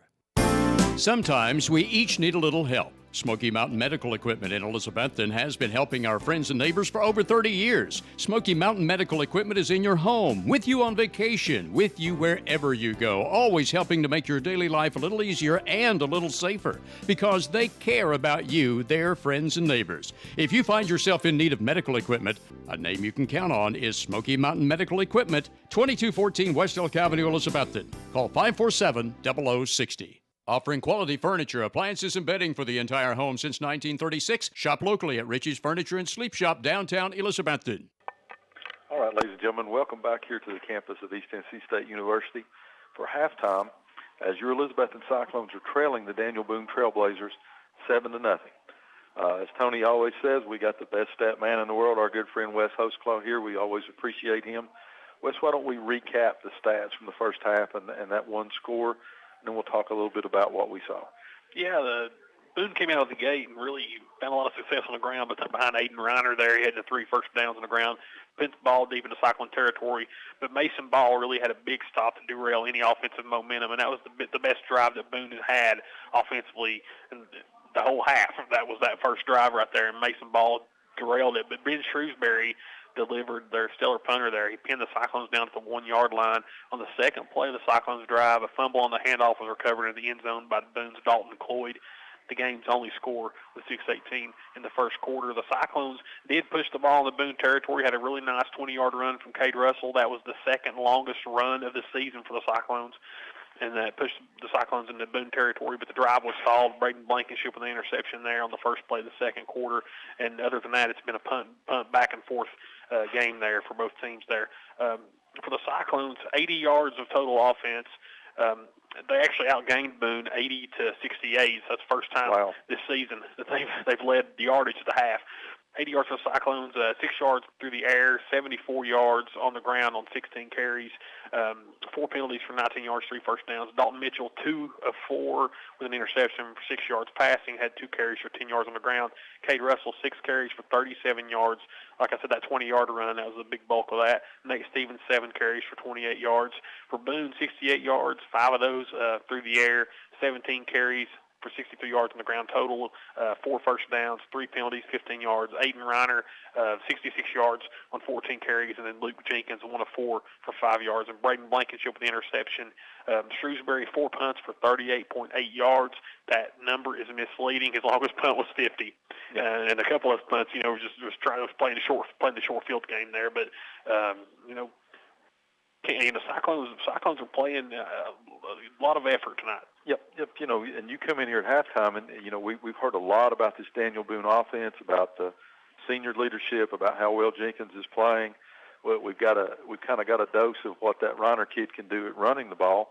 But when you think about it, offensively, they've shut them down pretty well since that first drive, and the only score of the ball game came from their defense. And the typical Jerry Jenkins team, they're going to play defense. They're going to play a lot of times the safe play. Kind of surprised we didn't see a field goal the first time, but it ended up being the right choice by Jenkins because they were able to get the Cyclones pinned deep on the 1 yard line, and instead of a safety, it turned into a touchdown for the Trailblazers. But Cyclones are there. I mean, they're getting some positive yards on offense. You don't want to see the defense out there as much as they've been out there again tonight. No, you definitely don't. That's the one thing. The defensive line has just played. Hughes and Ball. These guys have just played really solid. They've given a lot of penetration in the backfield. Jenkins, on the 4 attempts he's had, he connected on the first one, but he's really, they're pressuring him. He's not really got off a lot of good throws. After those first 2 carries, Reiner had carries of 8 and 14 to start the game. Then he had a little bit of, had a couple runs of 5 and 1 of 7, but other than that, they're really getting some big stops at the line of scrimmage and in the backfield. And the Cyclone offensive line, other than the last 2 weeks, they're starting to finally, get some penetration in the zone run. They're finally starting to move. And one thing I really saw there, that last drive there, for the first time this season, you saw a couple of those linemen come up and they pushed Nate there for a couple extra yards. Yep. On one of those runs. He had an 8-yard run there. They came up and pushed him forward a little bit, and that's something that you saw a lot the last 3 years, and you hadn't seen yet this season. So some highlights there, but. You just feel it. You said it earlier. The Cyclones are really just one play away. They need one big play to break that momentum and get the momentum going, whether that's across the middle or we're finding something in the run game. But you feel like they're almost there. Right. And what a better time to do it than they start the second half. But we get the ball back, and they're getting positive yards, and we didn't see that at all last week. So that little by little they're getting their confidence, and that defense has to feel good. Boone's been scoring left and right. They put 70 points on the board last week. Part of that might be why they punt instead of trying to kick that field goal, because they got 3 safeties last week. So they're playing the percentages, Coach Jenkins does, and he always does and does a good job at it. But the Cyclones have been ready. They've been ready for that. Good job by Coach Campbell this week and Jordy Harrison, that defensive line, to kind of look at it. So they've got some pretty hard runs up the middle, but Cyclones have been able to adjust. They're going with the 3-man line sometimes, 4-man line sometimes. Mason Ball's playing lights out at defensive end again. You got Eli Williams doing it, and Eli Guess, defensive tackles, had about 3 big plays here in the first half. So I think you're right, Wes. It's one of those things. If we can just get a little bit clicking, Cyclones, they're taking a 3-0 team here, a 5A team that's senior laden, and it's 7-0 at halftime, and that's a defensive touchdown. Absolutely. And another thing here, playing on these big fields, like playing this big field over here, you're away from the stands. You're not getting a lot of the yelling. You're not having a lot of pressure on you. You can a little bit focus in and hone in more in the ball game because you're kind of away from all the stands and everything around you there. So I think that's beneficial. But Cyclones, like you said, let's see what this first possession holds here. Yep. Wes, as always, we appreciate you, buddy. Thank you for helping us. Thank you for helping us bring the fans, the stats here, and your insight. Before we go to our break, let's just see if we can get a few scores here, courtesy of Coach T. Unaka and Twin Springs, looks like in the second quarter they're tied up 12-12. Yeah, I don't have anything on Coach T from Hampton and Clallam, but I'm looking for it right now. And but Dobbins Bennett's up on David Crockett 21-0. Chucky Doak is leading Granger 7-0. Morristown West and Greenville, this is kind of a shocker, both undefeated right now, 14-14 in the second quarter. Wow, that helps. Johnson County and Sullivan East tied 8-8. South Green up over West Green 7-0. We'll try to pick up those other Carter County scores here in just a minute. Let's shoot on down there and see if we can get the get the Alcoa 14, Maryville 7. Yeah. And Ray County and Anderson County 7-7 in the second quarter. So close games throughout Northeast Tennessee tonight. Here on the campus of East Tennessee State University at William B. Green Stadium, your Cyclones are trailing the Daniel Boone Trailblazers 7-0. Quick update: Hampton takes a 2-0 lead on an errant snap on a safety. So Hampton's leading 2-0 over Cloudland. So, ladies and gentlemen, we're going to send it back to the station for a word from our halftime sponsors. And when we come back, the Cyclone Touchdown Club presents our senior spotlight. Tonight it's number 80, Brad Cannon, 3.9 grade point average. Good young man, very good interview we did earlier this week. We hope you enjoy that. After that and some more words from our sponsors, then Tony and I will be back with your second half from ETSU as your Cyclones trail 7-0 here on WBEJ Radio. Eat at one of the most popular places in Elizabethton, Jay's Corner at the corner of Lynn Avenue and F Street downtown. Jay's Corner was voted Reader's Choice for the best burger in town, and you'll also love Jay's Barbecue, smoked wings, hot dogs, subs, salads, and a very wide selection of sandwiches. Jay's Corner is open daily except Sunday to eat in or carry out. You can also call ahead at 547-3300 to have your order ready for pickup. Jay's Corner, Lynn at F Street, Elizabethton, also featuring daily specials, ice cream, and shakes. See the full menu on Facebook. Home loans, construction, auto, and personal loans, all available now at Elizabethton Federal Savings Bank in Elizabethton, Johnson City, and in Mountain City. Elizabethton Federal Savings Bank is your hometown independent community bank since 1937, also offering business checking, certificates, IRAs, and both mobile and online banking. Stop by the Elizabethton Federal office nearest you for more information. Apply for a mortgage online at elizfed.com. Elizabethton Federal Savings Bank, equal housing lender and member FDIC. Offering quality furniture, appliances, and bedding for the entire home since 1930. What began as a vision for a young nurse is now a heritage for over 4 generations at Ivy Hall. With a 5-star rating by Medicaid Medicare, residents at Ivy Hall receive the best physical, speech, and occupational therapy in the area, and now respiratory therapy services are offered on staff too, all in a new state-of-the-art facility. Physician and nursing services to aid the healing process are also provided.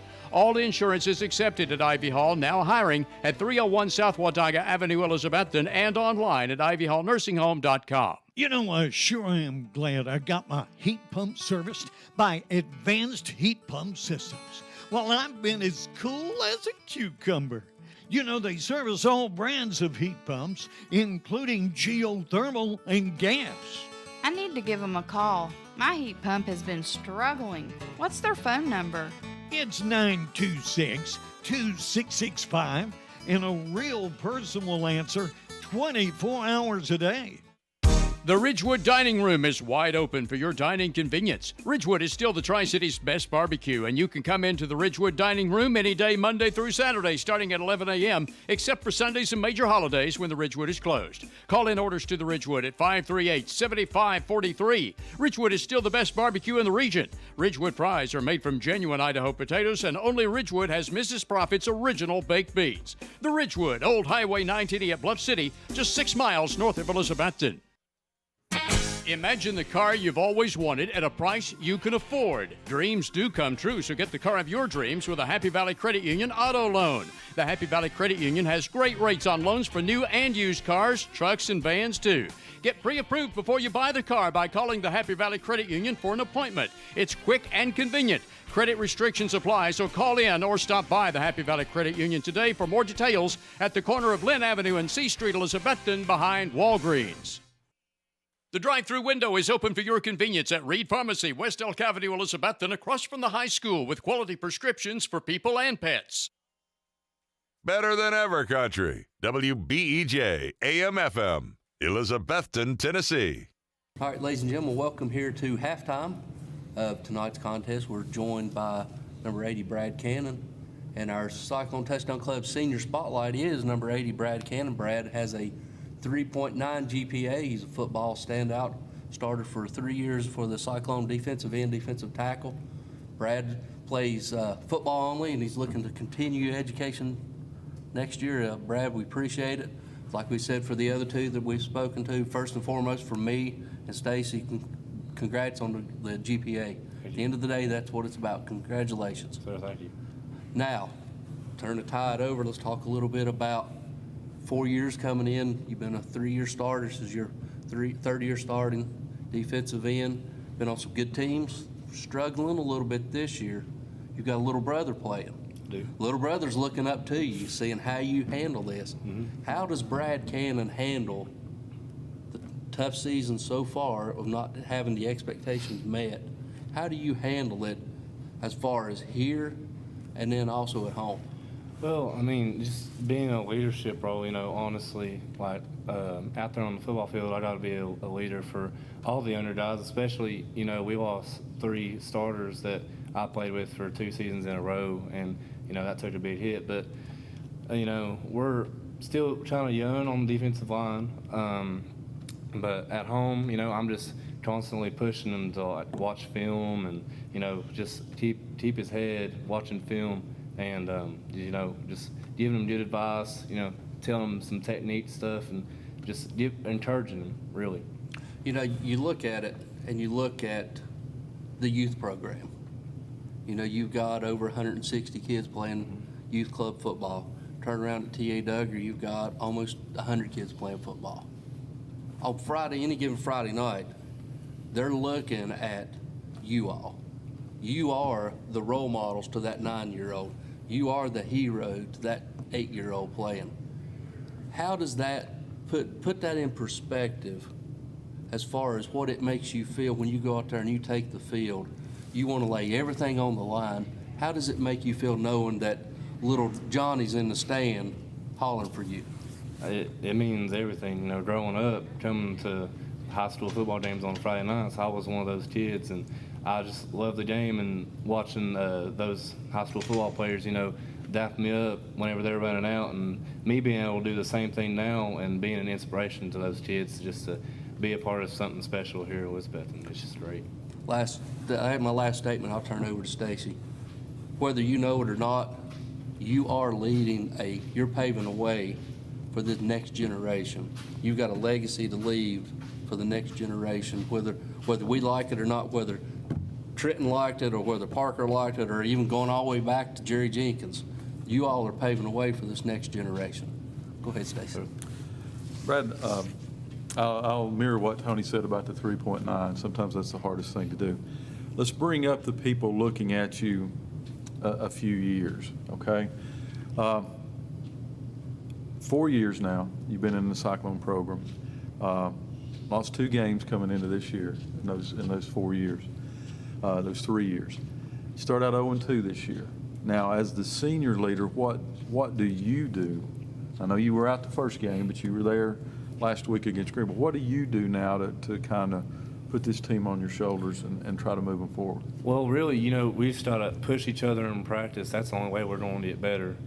We compete every day. It's been physical this week. You know, we had a tough game Friday night, but you know, it's a long season. Anything can happen. You know, we saw it last year. But really, just in practice, competing every rep. You know, fighting for every inch, because at any given moment, anybody can go down, and you just got to be ready for the next man up. Of course, we do this interview in midweek, but Friday night, you get a chance to go over and play at ETSU again against probably one of the tougher opponents you're going to have this year, in spite of what we've gone through the last 2 games in Daniel Boone. And on defense and offense on that line, they've got all these seniors back, and they've got some real studs there. What are you expecting Friday night as you take on the Trailblazers? Just a hard physical game. You know, Daniel Boone's going to give us everything we can handle. They usually do. It was a close game last year, and I expect it to be this year.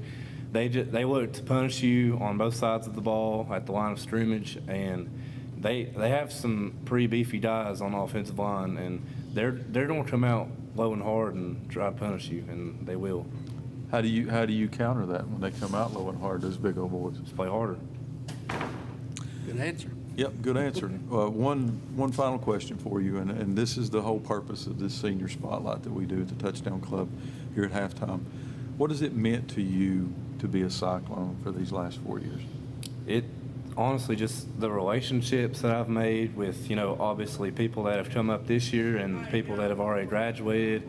And it's like Coach Witten and all the coaches preach it like every day, like it's a brotherhood. And I've learned to believe that, and so have all the other seniors. And, whenever we're out there in between those lines, I know they have my back and I have theirs. And I play for them. That's why I play. I just love playing for them, seeing them being excited. In the past 2 weeks, seeing the hurt look on their face hasn't been the best. That's why, we're pushing each other and every day just harder and harder so we can come out on top this Friday.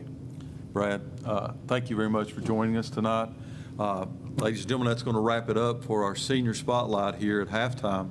And Brad Cannon, we thank you. We congratulate you on all your success that you've had on the football field, but more importantly in the classroom. So thank you for joining us. Thank you. All right, ladies and gentlemen, Tony and I will be back after these words from our sponsors with our second half tonight from William B. Green Stadium on the campus of East Tennessee State University as the Elizabethton Cyclones battle with the Daniel Boone Trailblazers.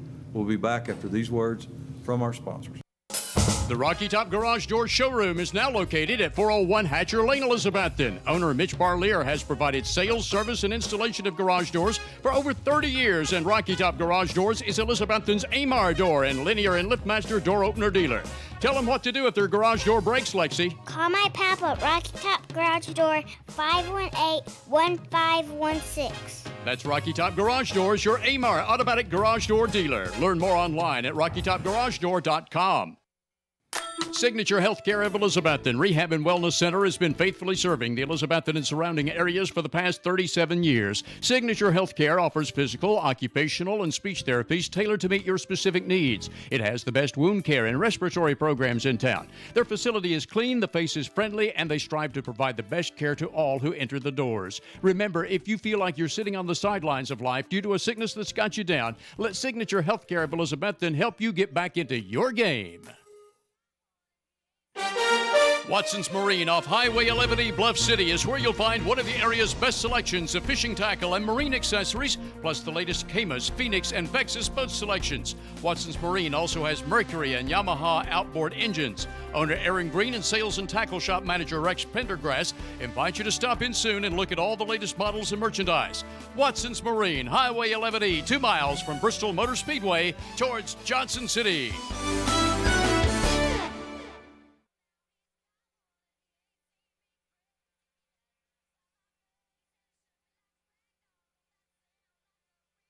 At Carter County Bank, it's our job to help you create happy moments. From buying your first home together to renovating an empty nest. From your first car loan to your first small business loan. We're here to help along the way so you can focus on the happy moments. Carter County Bank in the business of happiness. Learn more at www.cartercountybank.com. Carter County Bank is locally managed to support our first priority, Carter County, and the people who live here. A division of Bank of Tennessee, equal housing lender, NMLS number 430203. Visit the coffee company in downtown Elizabethton for handcrafted coffee drinks, sandwiches, and salads. Go Cyclones! All right, ladies and gentlemen, welcome back here to starting of the third quarter, where your Cyclones are trailing by a score of 7-0. We hope that you enjoyed the Cyclone Touchdown Club Senior Spotlight. Number 80, Brad Cannon. We'll try to highlight a senior each week, spotlight them with their most important, Stacey, you'll agree with me, is their academic accolades, followed by what they do on and off the field. Yes, sir. Good example, 3.9 there for Brad Cannon. So yep. We're ready to go here, Tony. Yep, and Strasburg has got it teed up at the 40. We'll be kicking from right to left, back deep for your Cyclones. We got Nate and also Jeriah as he approaching the kick. And it's a low line drive, spinning kick. Jeriah's going to get it at the 5. He's across the 10, 15. 20, sees the hole, lowers his shoulder, falls out across the 25, up near the 26-yard line. Stacey had a little crease, tripped up a little bit, but still about a 21-yard gain. I would have bet you before the ball game there wouldn't be a starting at the 20. Yeah. Shrewsbury's kind of in his head over there a little bit. He just threw the tee. I think he's trying to kick it too hard, Tony. Yeah. That's what we said when you're trying to overcome it. In warm-ups, he's just a smooth, nice glide, but he's trying too hard there. So Cyclones have it now, First and 10, opening series of the second half. Have it first down and 10 from their own 26-yard line. Balanced formation was Russell lined up to the right side of Mitchell. Mitchell's going to get it. He's going to throw a quick out here to Nate. Nate gets it, and he's going to fight for a yard. And, Stacy, that play blew up and had no shot from the very beginning, got back to the line of scrimmage. Well, these other teams have seen that on tape. When they line up like that, they know what's coming. So you see somebody attacking over there, and you basically got bubble go. You got bubble go, but you've got two. You've got an outside linebacker and a safety coming up in the corner, so you got two trying to get by three. Yeah. And one of them's got the ball. So no gain on that, brings up to second down and 10. Same formation. This time we're going to hand to Russell. Russell going to lose his footing, going to fall back to the original line of scrimmage. Look for that cutback. He was down. Is he down? Yeah. They said he was down. Okay. Tried to do a cutback there.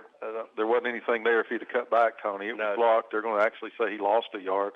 It's going to bring up third down and 11 for the Cyclones, back to the 20, 25, and 26-yard line.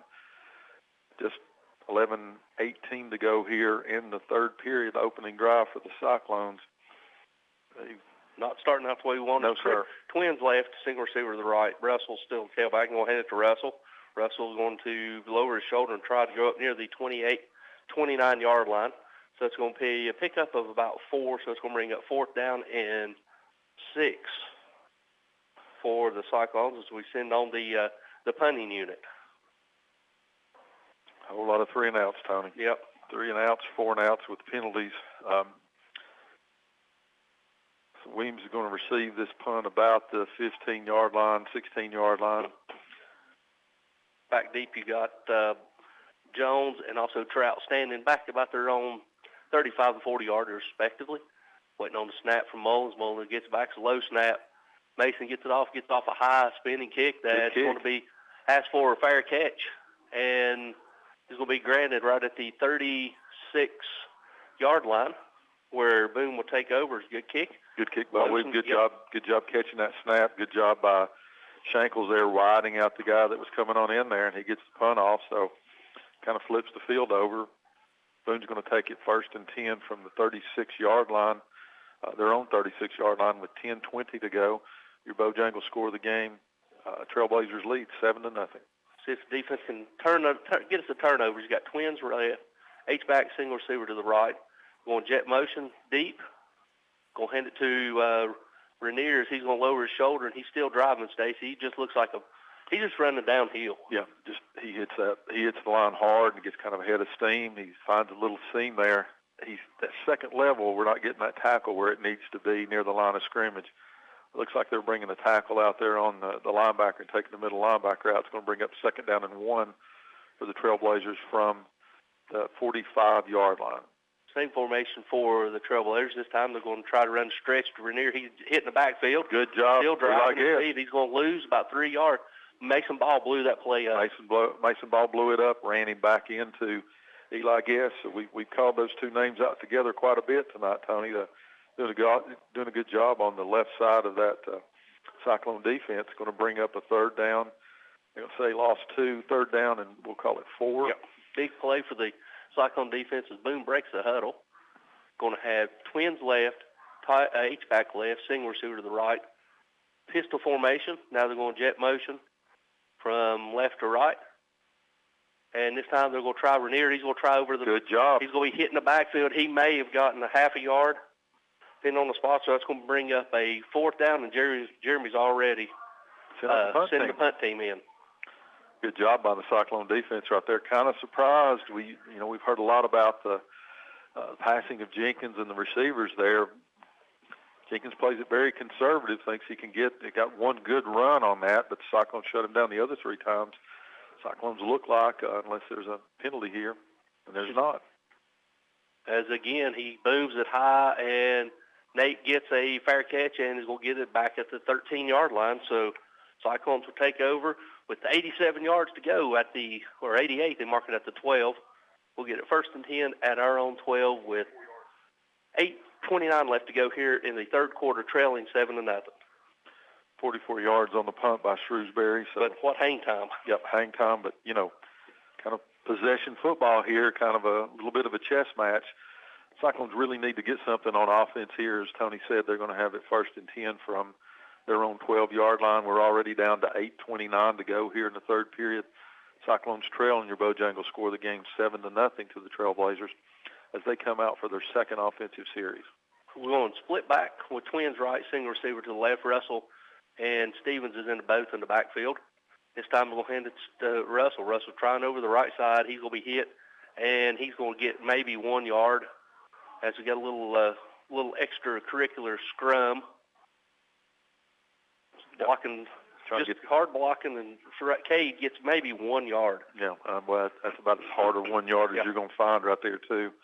Just tough sledding down here, Tony. Now they're going to bring Cade out here at receiver, and lone back will be Nate Stevens. 2nd down and 9 to go. We're down under 7 minutes, or down under 8 minutes now to go in the third period. H-back, Twins left. This time we'll go hand to Stevens. Stevens will patiently try over to the left side. He's going to fall forward for maybe a 2-yard gain. They're going to mark it about the 16-yard line. So that's going to bring up a crucial 3rd down and 6 for the Cyclones. Stacey, if we ever need to pick up 1st down, we need to pick one up here, let that defense rest a little bit. Sent number 82, Mason Ball, in as H-back.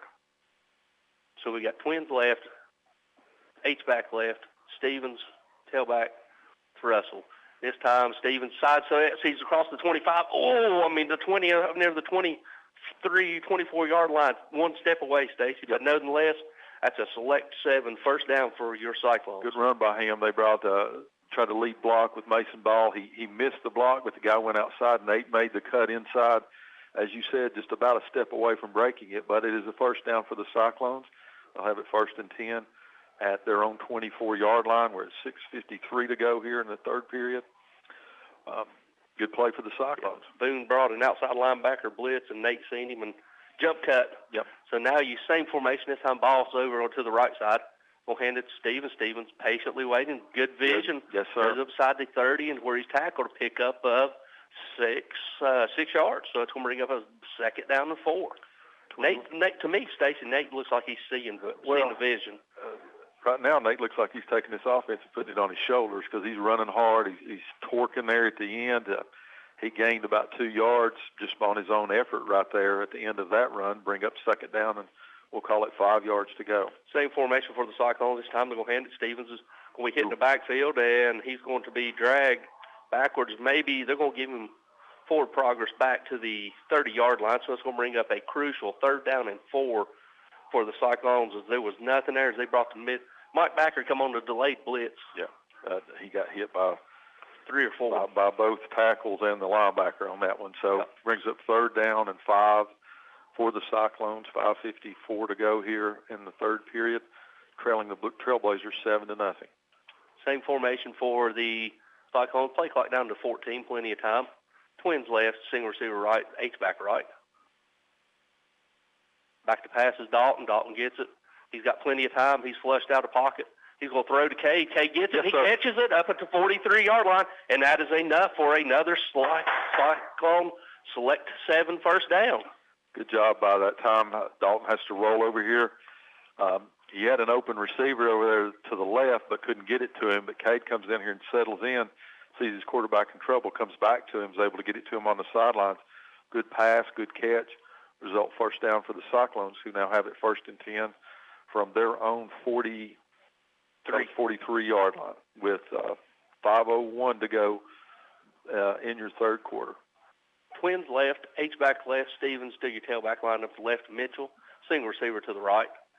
Mitchell will get it. He's going to throw a bubble screen out here to Teddy. Teddy gets it. He crossed 45, stiff arm. He's still on his feet at the 50. He's inside the Boone territory down at the 46-yard line, Stacey, and that's enough for another select 7 1st down for the Cyclones. First successful bubble screen all year for the Cyclones. Teddy gets it. Doesn't go inside this time, goes outside. Is able to use the stiff arm for another select 7 for the 1st down. One of the best offensive series of the season for the Cyclones here. They have it driving now inside Boone territory, 1st and 10. This time you got Twins right, single receiver left, H-back left. Coach Whitten changing the play, calling the play clock down to 9. Plenty of time. Stevens, your tailback. Snap, we'll hand it to Stevens. Stevens trying over the right side patiently, hauling the block of 82 Mason Ball. He's down inside the 45, down to about the 40, see where they mark about the 43-yard line, a pickup of 4, so that's going to bring up 2nd down and 6. Yep, 2nd down 6, 4:13 to go.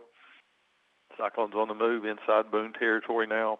Ball down to the 40, what is that, Tony? Like 44. 43, 44. Now, this time Stevens and Russell switch. Stevens out wide right, Russell's your tailback. Same formation. Plenty of time for Cyclones. Dalton's going to get it, toss out to Cade. Cade gets it, stutter step. He's across the 40, upended.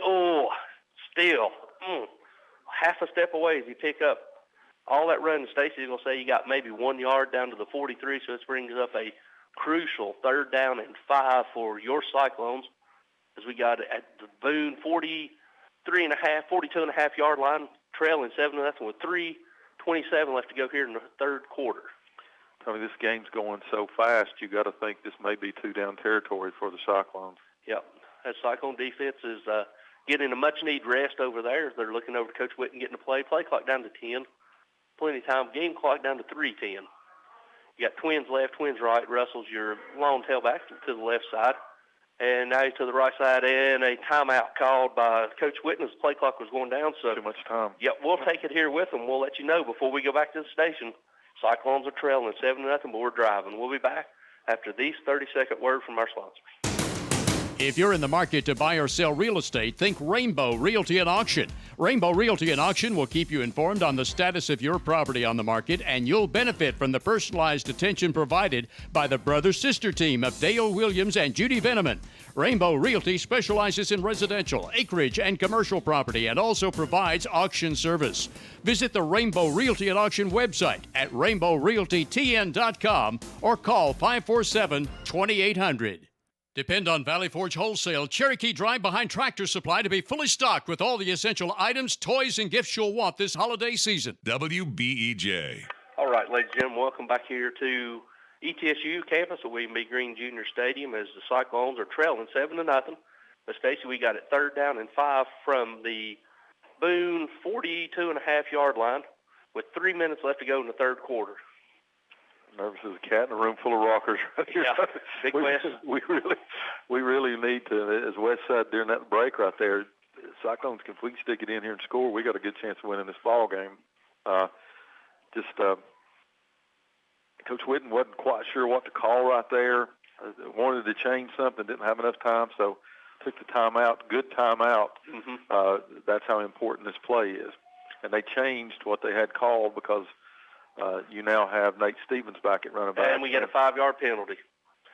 They broke a huddle with 12. Daggone it. Oh. Heard a scream there by our coaches next door. You can't break the huddle with 12. From the just sideline. like that, from the sideline. You don't ever want to see, you shouldn't break the huddle coming from the sideline with 12 players. Especially on the timeout. Not on the timeout, nope. So now it's gone 3rd and 11. 3rd and 11. But that timeout calling a play, you got to call something different now. Clock's at 3 minutes to go in the 3rd period. 12 seconds on the play clock. Cyclones trailing 7-0. Twins left, H-back single receiver to the right. Stevens to the right side. Mitchell back to pass. He's looking. He throws it up for Teddy and throws it to nobody.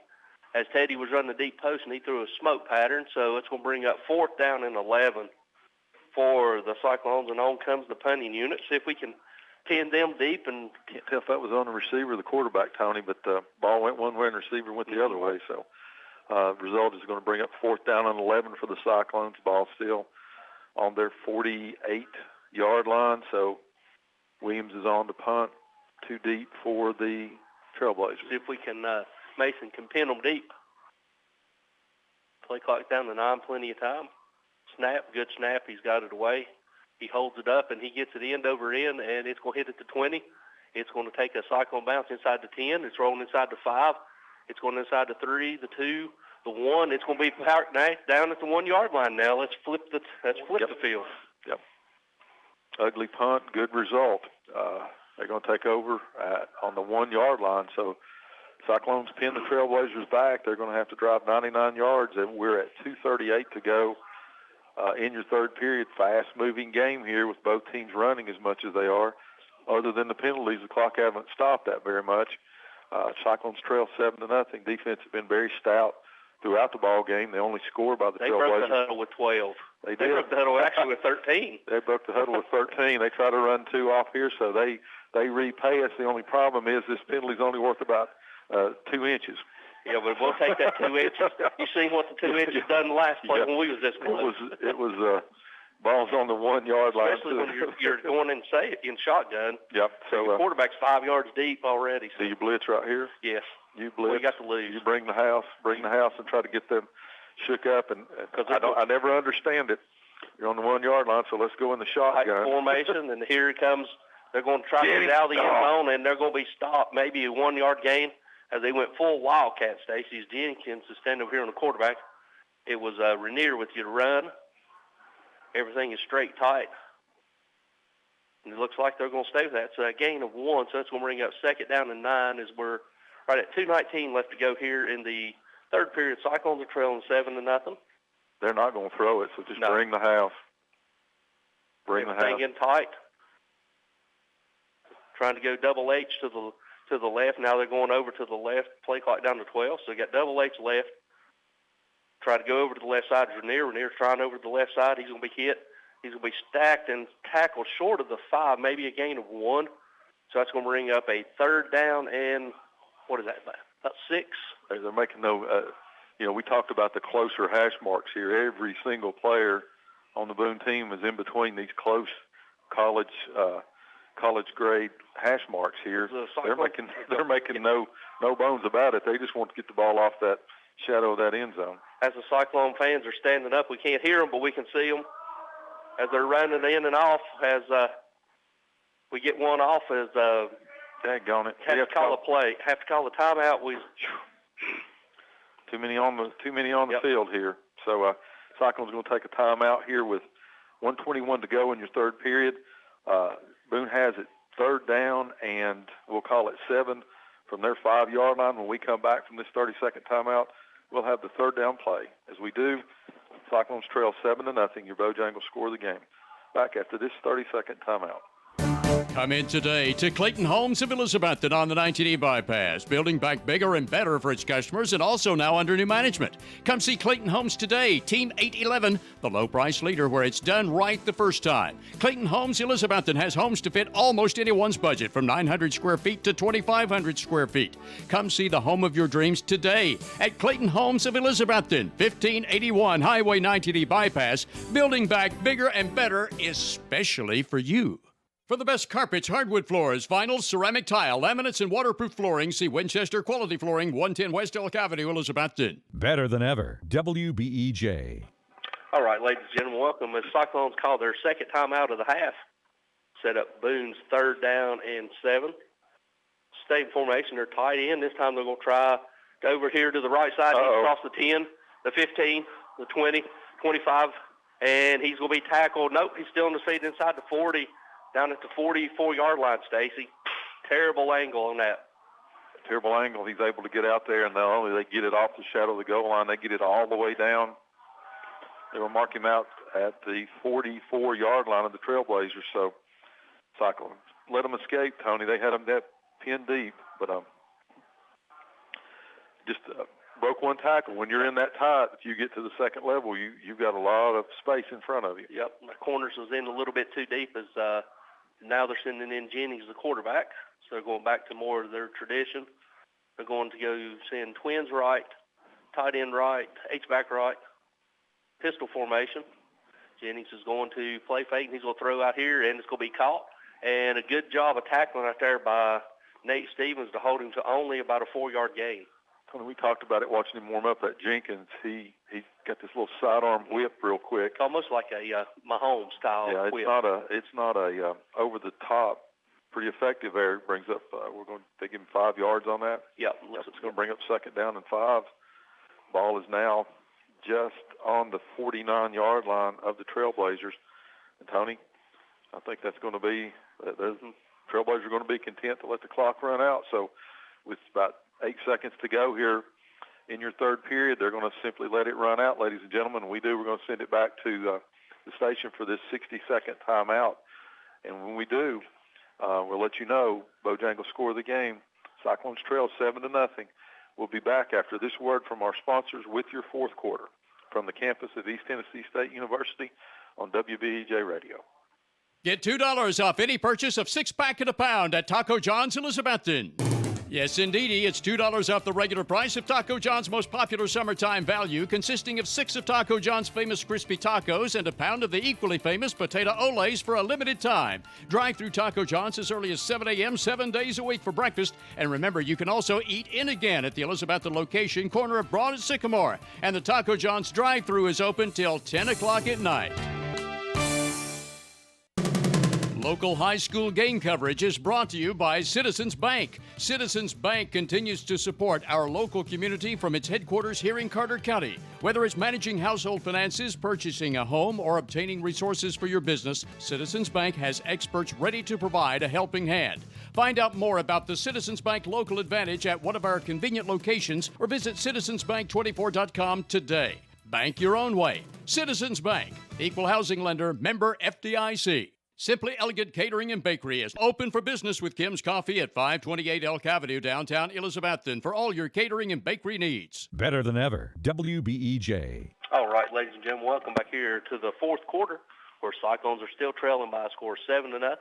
Second down and 5 for Boone as they're going motion from right to left. Pistol formation. Jenkins waiting on the snap. He gets it. He's going to hand it to Rainier. Rainier's going to lower his shoulder. He's going right up the B gap.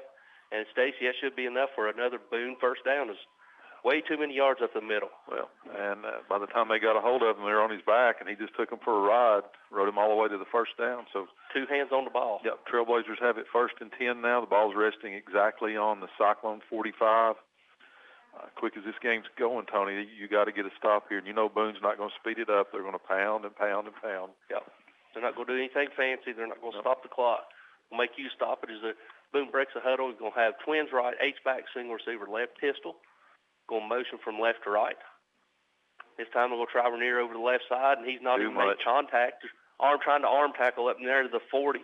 Gain of 5 yards, so let's bring up second down and 5. Yep, Cyclone defense starting to wear down a little bit, Tony. They've been out there another long time here. Kind of a little discouraged. It looked like a 2 after letting that big play get out, but they need to bow their back here. Second down and 5. 10:57 to go in your ball game. Cyclones trail 7-0. Your Bojangles score of the game. Waiting on the snap. They're going to play fake. He's Jennings. Get him on the ground. There you go. Getting sacked. Yep. Big sack for the Cyclones. Loss of about 4 yards. Great coverage down the field as they had everybody blanket. So that's going to bring up third down and a long 8 or short 9 right at the 44-yard line. Mason Ball in there wreaking havoc. Brad Cannon, but on that play, J.C. Andes with a big hit on the quarterback, takes it all the way back to the Boone, we'll call it the 43-yard line. Bring up a third down and 8 for the Trailblazers. Defense needs to step up here and make a play. They got twins right. Single receiver left. This time Rainier's lined up to the right side of Jenkins. They're going to try a draw play, and it's going to be a false start. Oh, daggone it. I'd rather have the play. I would, too. I would, too, but we'll take a 5-yard penalty because it stops the clock.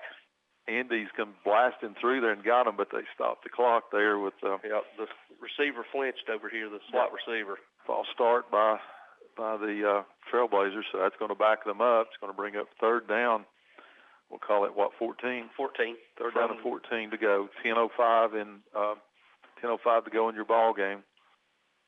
From 48, from the Boone's from the Cyclone 48, rather. We got 10 minutes left to go. Boone breaks the huddle. They're going to have twins. H-back right, single receiver left. Rainier's lined with the left side of Jenkins. Jenkins is back to pass. He's looking. We're coming in on the blitz, and Mason Ball's got him. Yes, sir. Back. Good job. Back in Boone territory at the 49-yard line. Good job by the Cyclones. They kind of crash from the outside. Comes in from the inside. Once again, Mason Ball kind of wreaking havoc there. Tony, he didn't have a chance. He tried to sit in the pocket, and they just collapsed the pocket on him. Good job by the Cyclone defense to stand up there. Let's see if that's the spark they need. Shrewsbury's back to punt. He'll punt it from his own 35-yard line. Again, Cyclones have Nate Stevens, Jeriah Griffin deep. Gets it away, and it's a high spinning kick that is going to land and go into the end zone. Whew, thank goodness. Mm-hmm. What was that, Wes? That's a long way. One. Yeah, that was 51-yard punt in the air. No return, but the Cyclones going to get it on the 20-yard line. So you got to drive 80 yards. We're at 9:08 to go here. Kind of feel a sense of urgency on this drive, Tony. Yep. You know, Cyclones are probably you're going to have to let it all hang out here, as this may be our last opportunity as we get the ball the way Boone's offense just slowly, methodically moves down the field. So we'll take every opportunity. Cyclones are huddling up at the sideline as the play clock's down to 18 seconds. Cyclones come out, and they got a new quarterback, Stacy, number 12, Gibb Maupin in. So you got Twins right, single receiver left. Maupin's your new quarterback with Stevens lined up to the right side. Gibbs going to give it to Nate. Nate breaks through, and he's across the 40, the 35, the 30, 40, 45, and runs out of bounds at the 45-yard line. A great spark. Yep. That did it. That sparked him up, look. Got a little excited. They're fired up over there. Nate does a good job. He makes a cutback right, cuts against the grain. That's one of those Corey Russell runs we used to see, Tony. Everybody goes one way, he cuts and goes back. Big run by the Cyclones. A select 7 first down. They have it now 1st and 10 from their 44-yard line. And we got a timeout, Boone. So Boone called a timeout, Stacy, after that. So we'll go ahead and go back to the station for this 30-second timeout. But when we do, we'll let you know Cyclones are driving. We're trailing 7-0 with 8:59 left to go in the fourth. We'll be back after this 30-second word from our sponsors. Sometimes we each need a little help. Smoky Mountain Medical Equipment in Elizabethton has been helping our friends and neighbors for over 30 years. Smoky Mountain Medical Equipment is in your home, with you on vacation, with you wherever you go, always helping to make your daily life a little easier and a little safer, because they care about you, their friends and neighbors. If you find yourself in need of medical equipment, a name you can count on is Smoky Mountain Medical Equipment, 2214 West Elk Avenue, Elizabethton. Call 547-0060. Offering quality furniture, appliances, and bedding for the entire home since 1936. Shop locally at Richie's Furniture and Sleep Shop, downtown Elizabethton. All right, ladies and gentlemen, welcome back here to William B. Green Jr. Stadium on ETSU campus. Stacy and myself, as we got a 1st and 10 for the Cyclones at our own 44 with 8:59 left to go here in the fourth and final period, trailing by a score 7-0. Cyclones break the huddle. You got H-back and Twins left, single receiver right. Stevens lined up at the right side of Maupin. Maupin's going to get it. He's handed to Stevens. Stevens patiently waits, and he's going to try over the right side. He's going to fall forward for a gain of about 2 yards down to the 46-yard line. 8:45 to go now in your ball game. Cyclones trail 7-0. Got a little spark here, Tony. And Stevens goes out for a break. Cade Russell, number 5, comes in now at the running back. As they're looking over to Coach Witten to get the play, you still looks like you're going to have Twins left, H-back, single receiver right. Russell lines up to the right side of Maupin. Play clock down to 12, game clock at 8:23. Maupin's going to hand it to Russell. Russell's going to try over the right side, and he's going to be hit and fall forward for another, just only a 2-yard gain, so that's going to bring up 3rd down and 6 for the Cyclones. As possessions are going to be limited, Stacy, do you dare think about possibly 2-down possession right here? They're going to have to let Maupin put this ball in the air because it's tough sledding in there right now.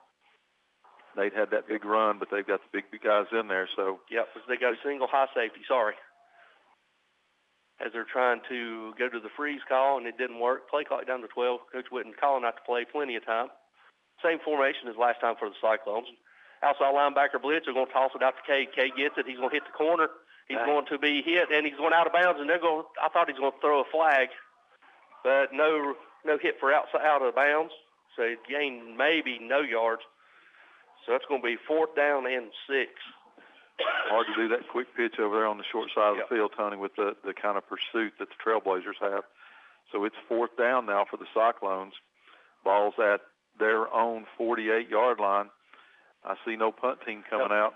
Stevens is in for Russell's are going empty. They're going to have trips left, tight end, single receiver right. We'll get a hard count right here. Get Russell out over there. Russell's hurt. Russell, and we've got a timeout. Cyclones. Is it? Our third and final timeout. So that's Cyclones. going to do it for our timeout. So we'll go ahead and send it back to the station for a real quick 30-second timeout. When we come back, Cyclones have it 4th down and 6 to go from their own 48-yard line, trailing 7-0. Back after 30 seconds. The Jewelers Bench has been part of Elizabethton for 22 years. John and Sherry want to thank each of you for making it possible. The Jewelers Bench offers in-house repair services such as ring sizing, rhodium plating, chain repair, pearl restringing, and much more. Shop the very wide selection of quality jewelry on the Jewelers Bench website from the comfort of your home at jewelersbenchtn.com and find us on Instagram and Facebook. The Jewelers Bench wishes all our area teams the best of luck in this all-new 2022 high school football season. The drive-through window is open for your convenience at Reed Pharmacy, West Elk Avenue, Elizabethton, across from the high school with quality prescriptions for people and pets. Better than ever. WBEJ. All right, ladies and gentlemen, welcome back here to ETSU, William B. Green Stadium, where it's a crucial 4th and 6 for your Cyclones with 7:28 left to go at our own 48-yard line. Yep. Stacy, a little bit from Select 7 Credit Union, where they offer mortgage loan products such as 10, 15, 30 years, first mortgage loans, home equity loans, and unimproved property loans. If you live in Northeast Tennessee and any of the counties, we'll catch you here in a minute as they went empty. Back to pass is Moppin. Moppin's going to be shoveled out. He's going to be on his feet. He's going to be hit, and he's going to fall forward at 50-yard line. Not enough, Stacy, and that's going to flip the ball over to Boone. Yep, not enough time for him to do that. So Daniel Boone's going to take over on downs there. Just try to drop him back to pass. The pocket collapsed and not enough protection for him, and he tries to make something out of it, but the ball's on the 50-yard line, 1st and 10 for the Trailblazers. Live, work, worship in Northeast Tennessee. Go see Select 7. And go tomorrow morning down to Bojangles. Get your 2 ham biscuits for $4. You'll probably run into Rob Stout, David Bass, or Steve Burrow down there in the morning getting their Bojangles fix. We're going tight formation for Boone. This time we're going Wildcat with Rainier as your tailback. And this time he's going to try to go wide to the right, and he's going to be hooked. And he's going to be hit in the backfield by Zeth Mullins and tackle for a 5-yard loss. Good job by Mullins. Good job to string it out. You can tell Daniel Boone's trying their best to run this clock out. Yep. They lose almost 5 on that. It's going to bring up 2nd down. We'll call it 14 for the Trailblazers. Clock down now to under 7 minutes, 6:58 to go. And no timeouts left for the Cyclones. As they break the huddle, still in the Wildcat formation. This time they got double H right, tailback to the right side of Rainier. Nate better stay awake on the backside. And again, they're going to hand it off to the tailback. He's going to try over to the left. He's going to cut it back to the right, and he's going to go back to the close to the original line of scrimmage. Gain of 4. It's going to bring up 3rd down and 11 for the Trailblazers as we're This is nothing but a clock burner right here. That's all it is. All he's doing is going to run as much time as he's off there. They've got a 7-0 to lead. We're down to 6:20 to go in your ball game. They're taking their time. They're running straight Wildcat. It's a little surprising Jennings is not in there to at least give a threat of a pass. They're back in tight. This time you got double H left. Rainier with the tailback to his left. Lined up in pistol or shotgun formation. This time he's going to try over the left side, and Landon Hughes shoots the gap and tackles him for another 3-yard loss. Great job by Landon Hughes. Number 67 shoots that gap, gets him down. A big loss, going to bring up 4th down. Force a punt. Force a punt on them. Clock now at 5:52 to go. Rob Stout heard they said they're going to go to Big Dan's for lunch tomorrow after they eat Bojangles in the morning. So they're going to have their pork. They're going to have their fill of pork by tomorrow afternoon, Rob. Them boys can't get out of bed enough time to go eat breakfast, so they better eat Big Dan's. Quick snap and quick kick, and it's an end over end. Nate's going to get it at the 20. He sidesteps his 25 and up near the 20. See where they're marking about the 28, 29-yard line. Crowell State's at the 30. Yep. Right at the 30. Generous spot for the Cyclones, so we'll take it over. 1st and 10 at our own 30. 5:17 left to go in the 4th quarter, trailing 7-0. Well, maybe we ought to play these kickers up more because that wasn't much of a kick right there. Good job, Nate. Nate didn't fair catch it. He brought it up, so gives the Cyclones good position. So setup is, ladies and gentlemen, 5:17 to go in the ball game. Cyclones have it 1st and 10 from their own 30-yard line, looking to tie the score or go for two. Maupin comes out, and you're going to have trips left, single receiver right. Stevens is your tailback, and they're going to hand it to Stevens. Stevens going over the right side. Good He's job. across the 40, 45, breaking into the midfield at the 50. He's going to be tackled right at the 50-yard line, and that's enough for a Cyclone select 7 first down at the 50-yard line. Great vision by Nate. Young man's running hard tonight, too. Good job, good cut. Ball's exactly on the 50-yard line, as Tony said, 1st and 10. Under 5 minutes to go now, 4:58 in your ball game. Good hook block over there by Seth Campbell. This time Nate flips over to the right side. Play clock down to 20. Still trip formation. Back to pass. He's going to throw a quick screen out here to Dalton. Dalton sidesteps.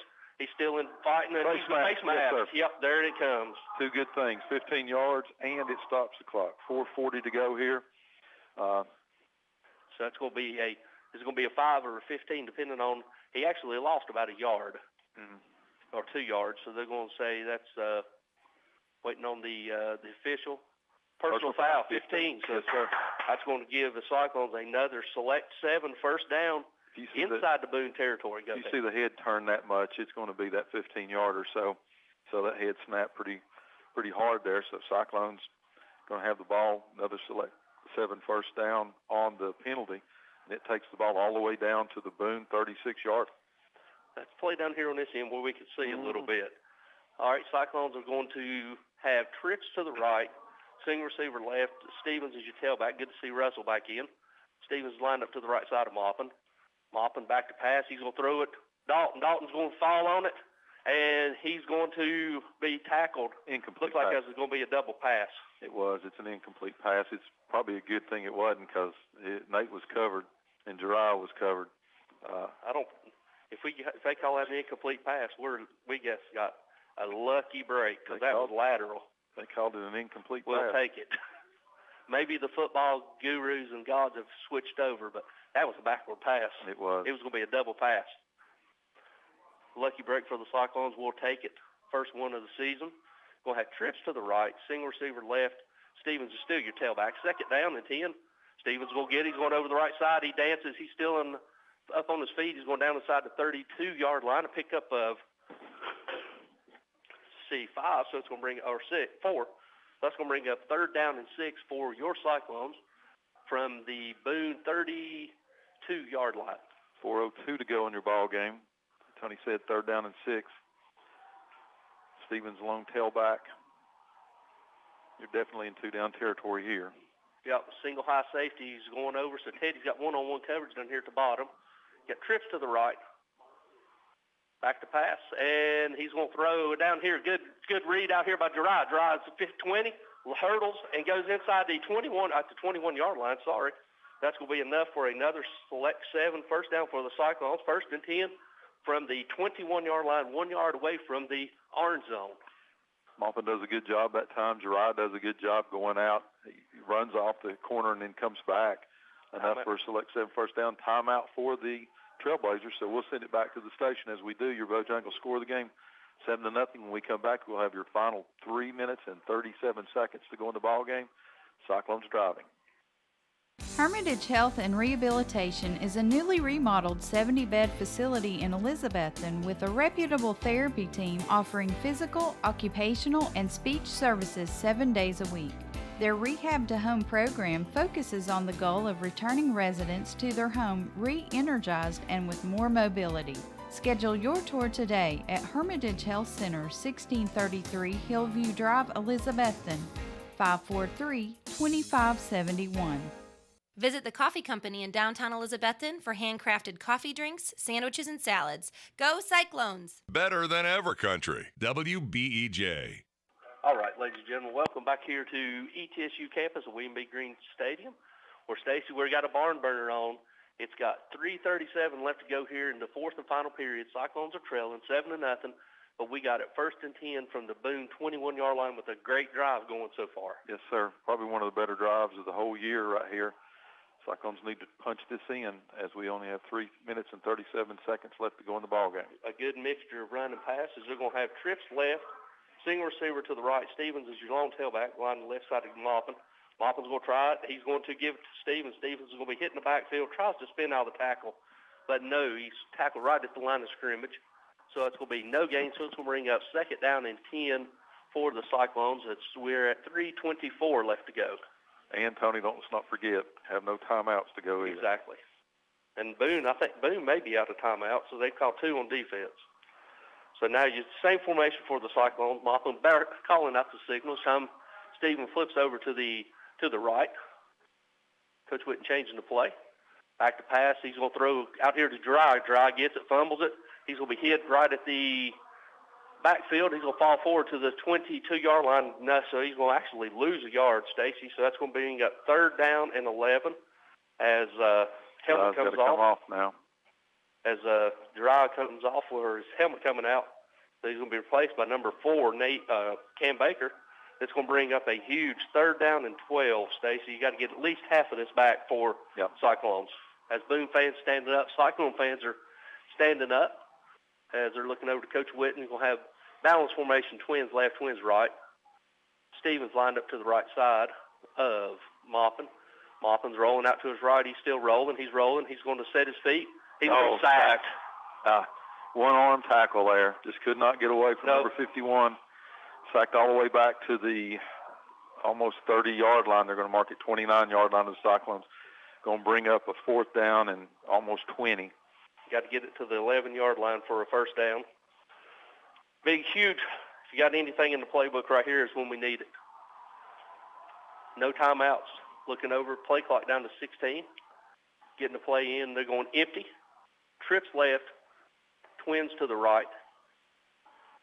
Got to give him some protection out here. Boone showing a 4-man front. Back to pass. They got him. He's going to throw it up to Teddy. Teddy's going up, and just out of his reach. Just out of his reach.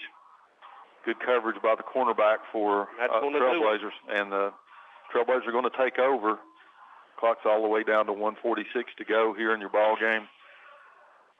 Trailblazers lead 7-0. Tony, they can run the clock out. Cyclones have no timeouts left, nor do they. Just took a shot just over the outstretched hands of Teddy Orton. Falls incomplete. Stops the clock, as I said, at 1:46 to go. Good effort. That sack really hurt. It did. On the play before that. Maybe we can have a strip right here, some type of turnover, because you know Ranier's going to get it in the Wildcat.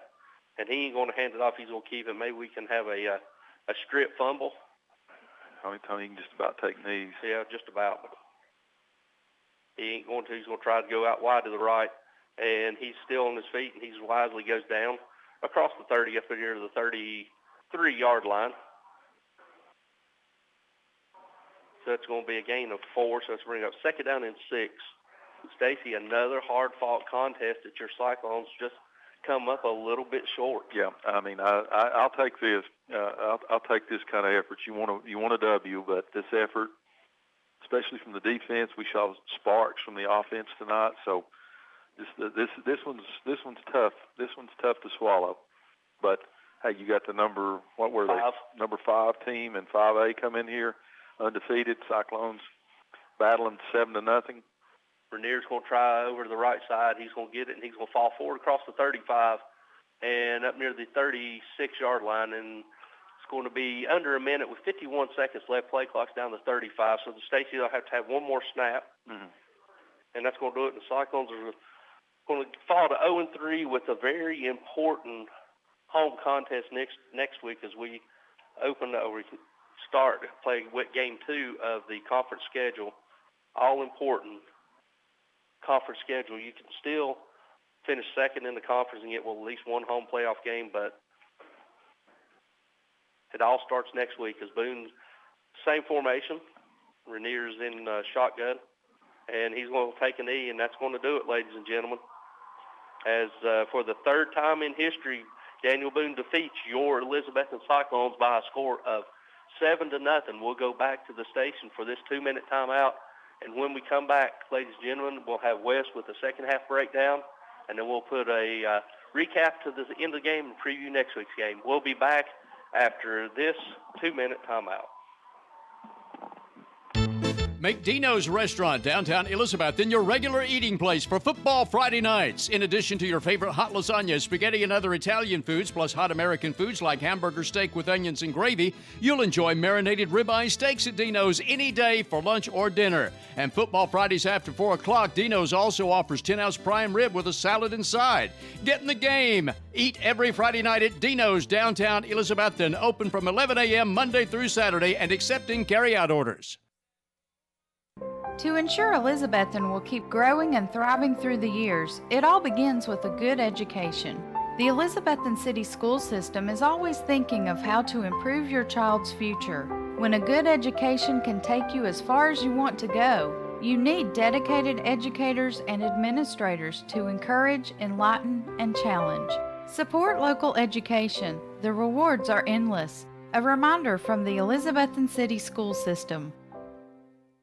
Your exclusive and authorized Case Knives dealer is Hampton Pharmacy, Highway 321, Hampton. Hampton Pharmacy's Case Knife selection features large knives, gift and collectible knives, folding knives, hunting knives with cases, pocket knives, and even Case Knife gift sets. Also buy Case gift lighters and look over all 5 Case Knife displays and the Case shirt and cap case, too. You'll find over 400 unique Case products at Hampton Pharmacy, Highway 321, Hampton, across from the elementary school. Your authorized Case Knife dealer.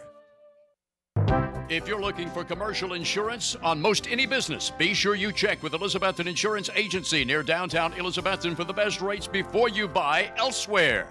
Elizabethton Insurance has commercial insurance for used car lots, contractors, condos, apartments, churches, and even more. Elizabethton Insurance has a full line of commercial products. Elizabethton Insurance Agency, 328 East Elk Avenue, Elizabethton, specializing in all types of homeowners, auto, commercial, and personal lines of insurance. Custom Muffler and Brake is a full-service auto repair shop. Bring your vehicle for any mechanical work you might need, whether it's a major engine overhaul or repair or just minor fixes and routine tune-ups and fluid level checks. Custom Muffler and Brake, 700 South Sycamore Street, Elizabethton, does it all. Recharge your air conditioning system for the cool comfort you want for the end of summer at Custom Muffler and Brake, which is EPA certified to service AC machines. Custom Muffler and Brake, 700 South Sycamore, open 8 to 5, Monday through Friday. Depend on Valley Forge Wholesale Cherokee Drive behind Tractor Supply to be fully stocked with all the essential items, toys, and gifts you'll want this holiday season. WBEJ. All right, ladies and gentlemen, welcome back here to ETSU campus where your Cyclones fall to 0-3 on the season after a hard-fought contest to the 4-0 undefeated Daniel Boone Trailblazers by a score 7-0. And as we're always happy to be joined by the best stat man in business, Wes. Wes, go ahead and give us your second half recap, please, sir.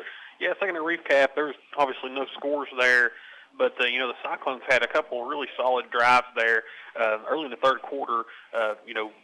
Got the passing game going a little bit there. Russell and Orton had a couple first down receptions, but the drive was stalled at midfield. And then later in the fourth quarter, the Cyclone defense, they just stepped up and really did a good job pinning Boone back and preventing them from moving the ball. J.C. Andes and Mason Ball had a couple big sacks there, forced a punt. And then Gib Maupin came in the quarterback. Nate Stevens with the longest play of the game there, a 24-yard run for a first down. But the Cyclones were stopped again on 4 downs. And then the Cyclone defense, Zeth Mullins, the backfield stop. Landon Hughes, the backfield stop, forced a punt. And there, late at the game, Cyclones get it deep into Boone territory there. Really good shot there, but Maupin just missed Teddy Orton in the back of the end zone there with 1:46 remaining in the game. Offensively, the Cyclones outgained Boone tonight. It was 187 to 125 in total yardage, 148 yards on the ground for the Cyclones, 39 yards through the air, 10 first downs. Only 5 penalties for 24 yards. Dalton Mitchell, 5 of 7 with an interception, 28 yards, 2 carries, 10 yards on the ground. Gib Maupin came in there that last drive, 2 for 4 for 10 yards. Nate Stevens, the first 100-yard game on the ground by a Cyclone this season, 17 carries for 100 yards on the ground. Cade Russell, 12 carries for 44 yards. Again, J.C. Andes and Mason Ball with sacks there defensively for the Cyclones. And Hughes and a couple other guys there just had some really good plays there in the defensive line. For Boone, 125 yards total, 115 on the ground, 10 yards passing, only 6 first downs, 6 penalties for 35 yards. Aiden Reiner carried the ball 26 times for 82 yards. Luke Jenkins was just 2 for 5 for 10 yards through the air. Big first half interception for Braden Blankenship, and then, of course, Dalton Cloyd with that fumble recovery touchdown, that fluke play, the handoff there, the only score of the game. And Luke Scott with a sack there at the end there. They pinned the Cyclones back and forced that fourth down play there. But, yeah, I mean, if you look at the offensive statistics, you'd think it's a Cyclone game. Yeah. Cyclone win. Yep. You know, you just sit here. I mean, the offense is, come around 187 yards. That's more than they've had in the previous 2 games. It felt like that they were clicking, and then typical season, way our season's been going, you get a big sack. It takes you back out.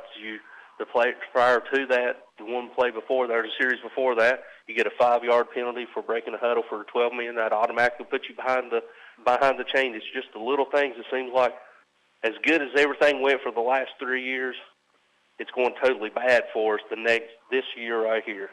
Yeah, none of the breaks.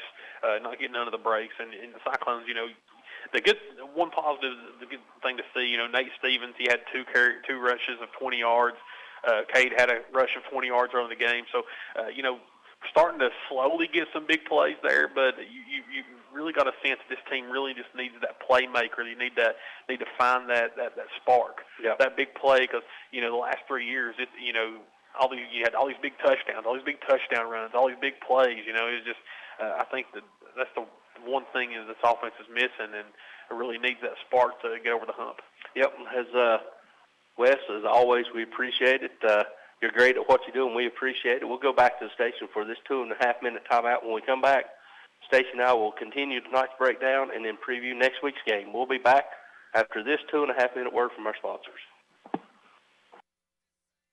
Better than ever country. WBEJ AM/FM, Elizabethton, Tennessee.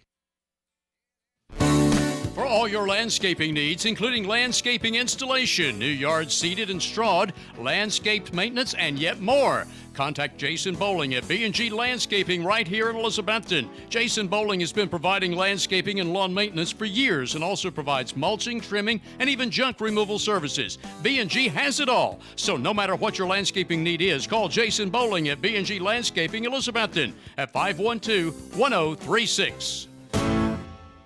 Hello, this is Justin Deaton, pastor of Eastside Free Will Baptist Church, and we'd love to have you come out and join us for one of our Sunday services or Wednesday night Bible study services. We start at 9:45 on Sunday morning for Sunday school, 10:45 for worship service, 6 o'clock on Sunday night, and then 7 o'clock for our Wednesday night Bible study. Once again, this is Justin Deaton with Eastside Free Will Baptist Church, cordially inviting you to come and be with us. God bless you. Hope you're enjoying the game, and you have a great rest of your evening.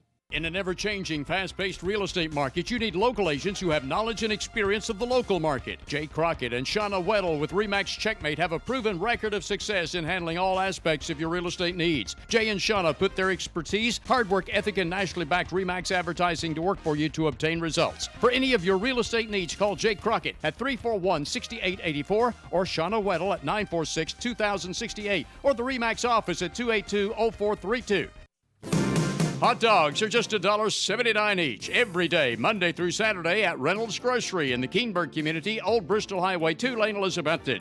Don't forget about all the other convenience foods and drinks at Reynolds Grocery, where the outdoorsman will find a large selection of new and used firearms, ammo, fishing supplies, and tackle. Tim Reynolds is Reynolds Grocery, open 8 to 3, Monday through Saturday on the Old Highway 980 in Keenberg, also serving you as a Tennessee Lottery retailer. If you're in the market to buy or sell real estate, think Rainbow Realty and Auction. Rainbow Realty and Auction will keep you informed on the status of your property on the market, and you'll benefit from the personalized attention provided by the brother-sister team of Dale Williams and Judy Veneman. Rainbow Realty specializes in residential, acreage, and commercial property and also provides auction service. Visit the Rainbow Realty and Auction website at rainbowrealtytn.com or call 547-2800. For the best carpets, hardwood floors, vinyl, ceramic tile, laminates, and waterproof flooring, see Winchester Quality Flooring, 110 West Elk Avenue, Elizabethton. Better than ever, WBEJ. All right, ladies and gentlemen, welcome back here to ETSU, where your Cyclones fall after a hard-fought contest at Daniel Boone by a score of 7-0 after a fumble recovery in the end zone. Stacy, offensively, Cyclones played better than we have. Defensively, played lights out, kept this high-powered Boone offense at bay, held them to under 150 yards total offense. Quarterback only completed 2 passes. Yep. You got a team that scored 70 points against the Cherokee team last week. Granted, it's not very good, but 70 points. You had scores on offense, defense, special teams for Boone last week. You know, Cyclones come out here and they talk about how different this offense is this year. Cyclones shut the offense out tonight, outgained them in yards. So again, the defense just really steps up and plays lights out tonight. Didn't give up a touchdown, gave up very few. There were some big runs there, but they totally shut down the passing game. And at the end, they had Jenkins with happy feet back there. He couldn't do anything as far as passing wise. And then, but with that 7-0 lead that they got from their defense, they're content to run that clock. And you know, that second half flew by because they didn't. I don't think they even put the ball in the air in the second half. Well, he tried and he got sacked. He tried and got sacked, so that was it for that. And you know, much better effort this week. Much better effort by the Cyclones. The offense had a spark. Bring Maupin in there at the end. Be able to bring Dalton Mitchell out here at a receiver. I thought Nate Stevens was a key tonight for the Cyclone offense. Good vision, good cuts. For the first time all year, it wasn't just a straight-ahead run and stick your head down and get what you get. It looked like the old Corey Russell runs where you get going this way and you make that cut back across the grain and got a couple of big gains there. Mason Williams did a good job punting tonight, kind of pinned him back a little bit, but, you know, just short. And, you know, we're sitting here watching the field as the student sections from Boone comes out. All the mom and daddies come out and storm the field. Only their 3rd win in history against the Cyclones. This is like winning the Super Bowl for them. And, you know, Cyclone fans and the players all realize and need to realize that, you know, when you've been on top, you're everybody's target. And we've talked about it, and it's easy to talk about when you're on top and everybody's coming. But when you're on the bottom, and every week they've got the Cyclone game marked, and they said, we remember what you've done to us in the past. And it's going to be like that every single game this year. They smell blood in the water, and they're going to come after them. So, you know, much better effort, much better improvement. You know, if you look at it, Cyclones give up 17 points the first week, give up 21 points last week, but give up 7 this week.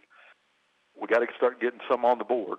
We got to get something on the board. 1 touchdown all year long. Yeah. And on that long pass to Orton in that first game.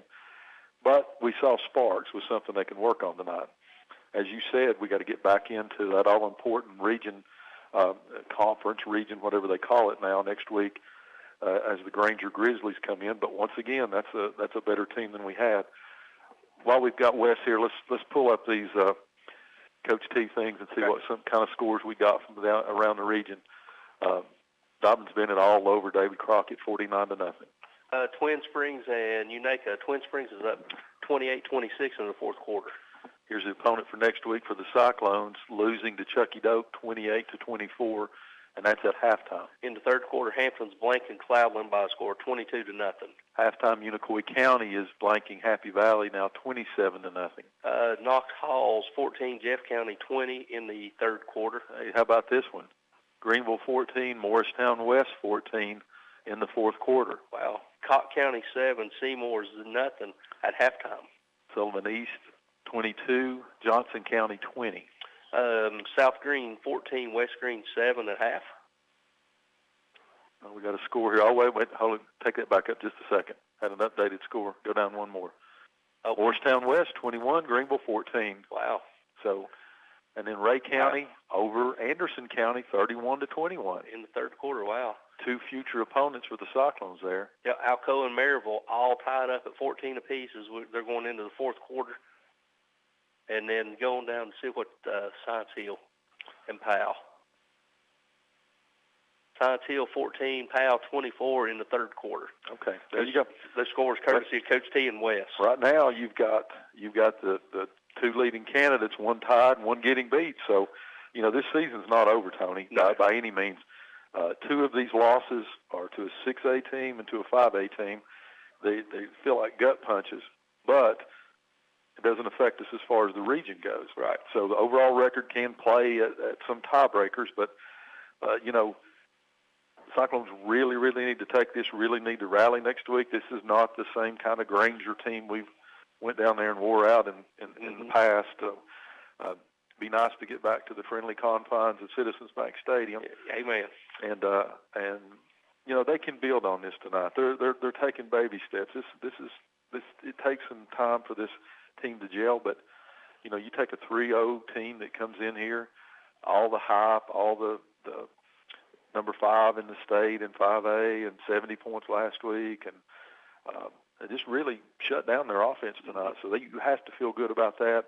And their pride and joy at Daniel Boone is that defense, and Cyclones outgained them tonight. So those are positives. I know at the end of the day, what that scoreboard says is all that matters, but this is a good showing for the Cyclones tonight. Yeah, we'll go back to the station for this 2.5-minute break. When we come back, we'll finish tonight, and we'll recap next week's as we finally get to go home to Citizens Bank Stadium as we open up with Granger, all-important conference game. We'll be back after this 2.5-minute word from our sponsors.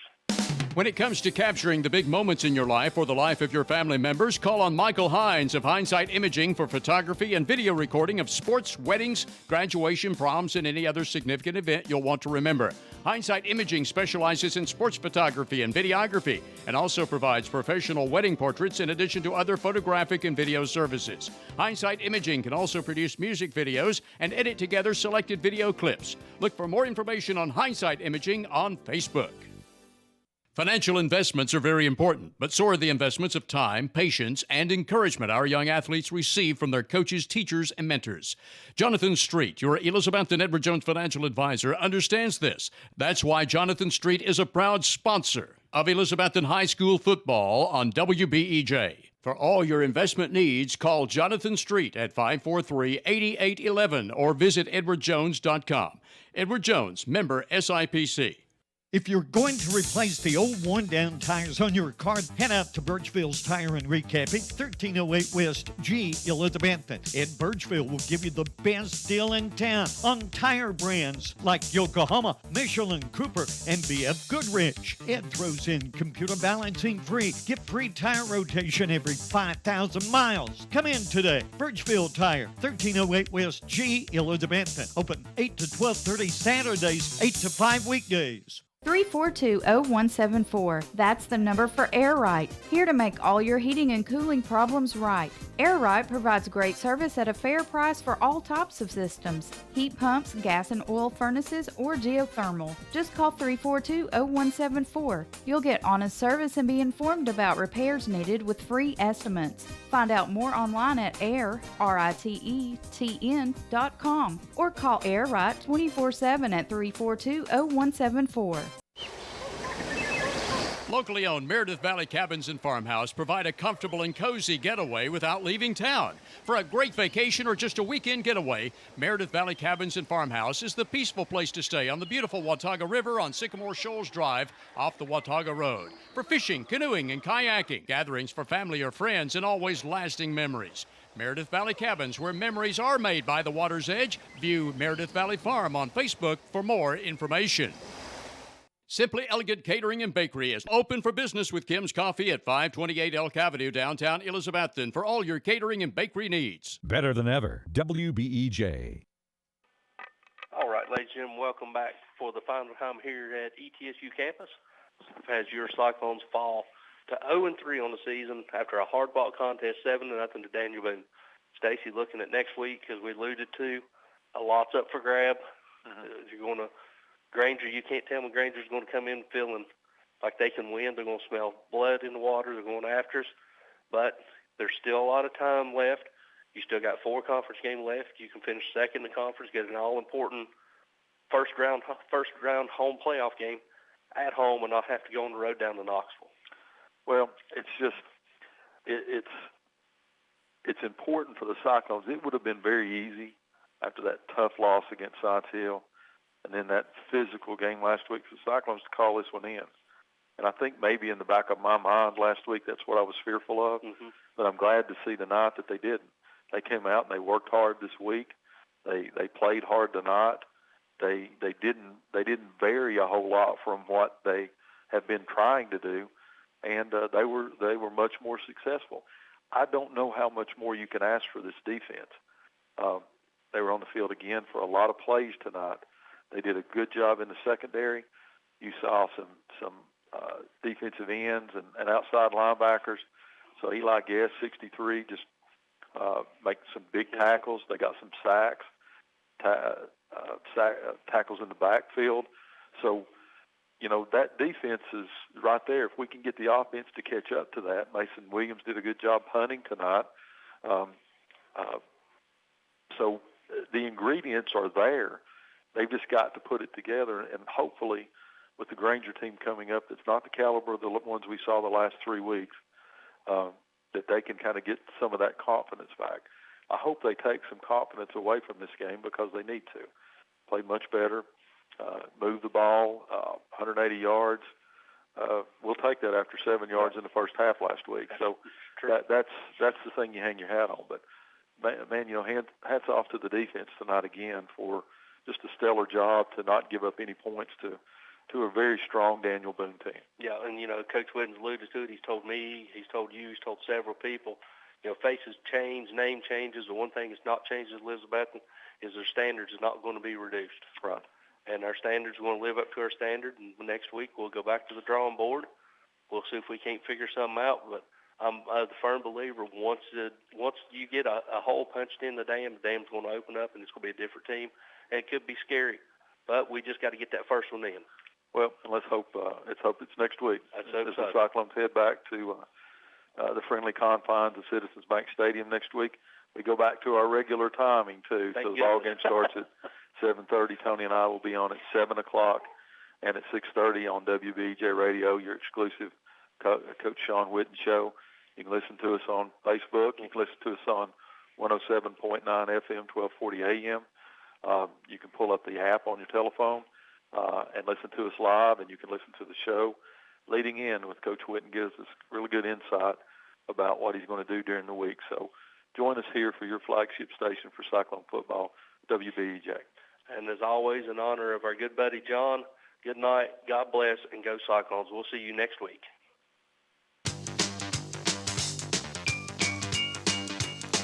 WBEJ Radio Sports has presented the Elizabethton High School football.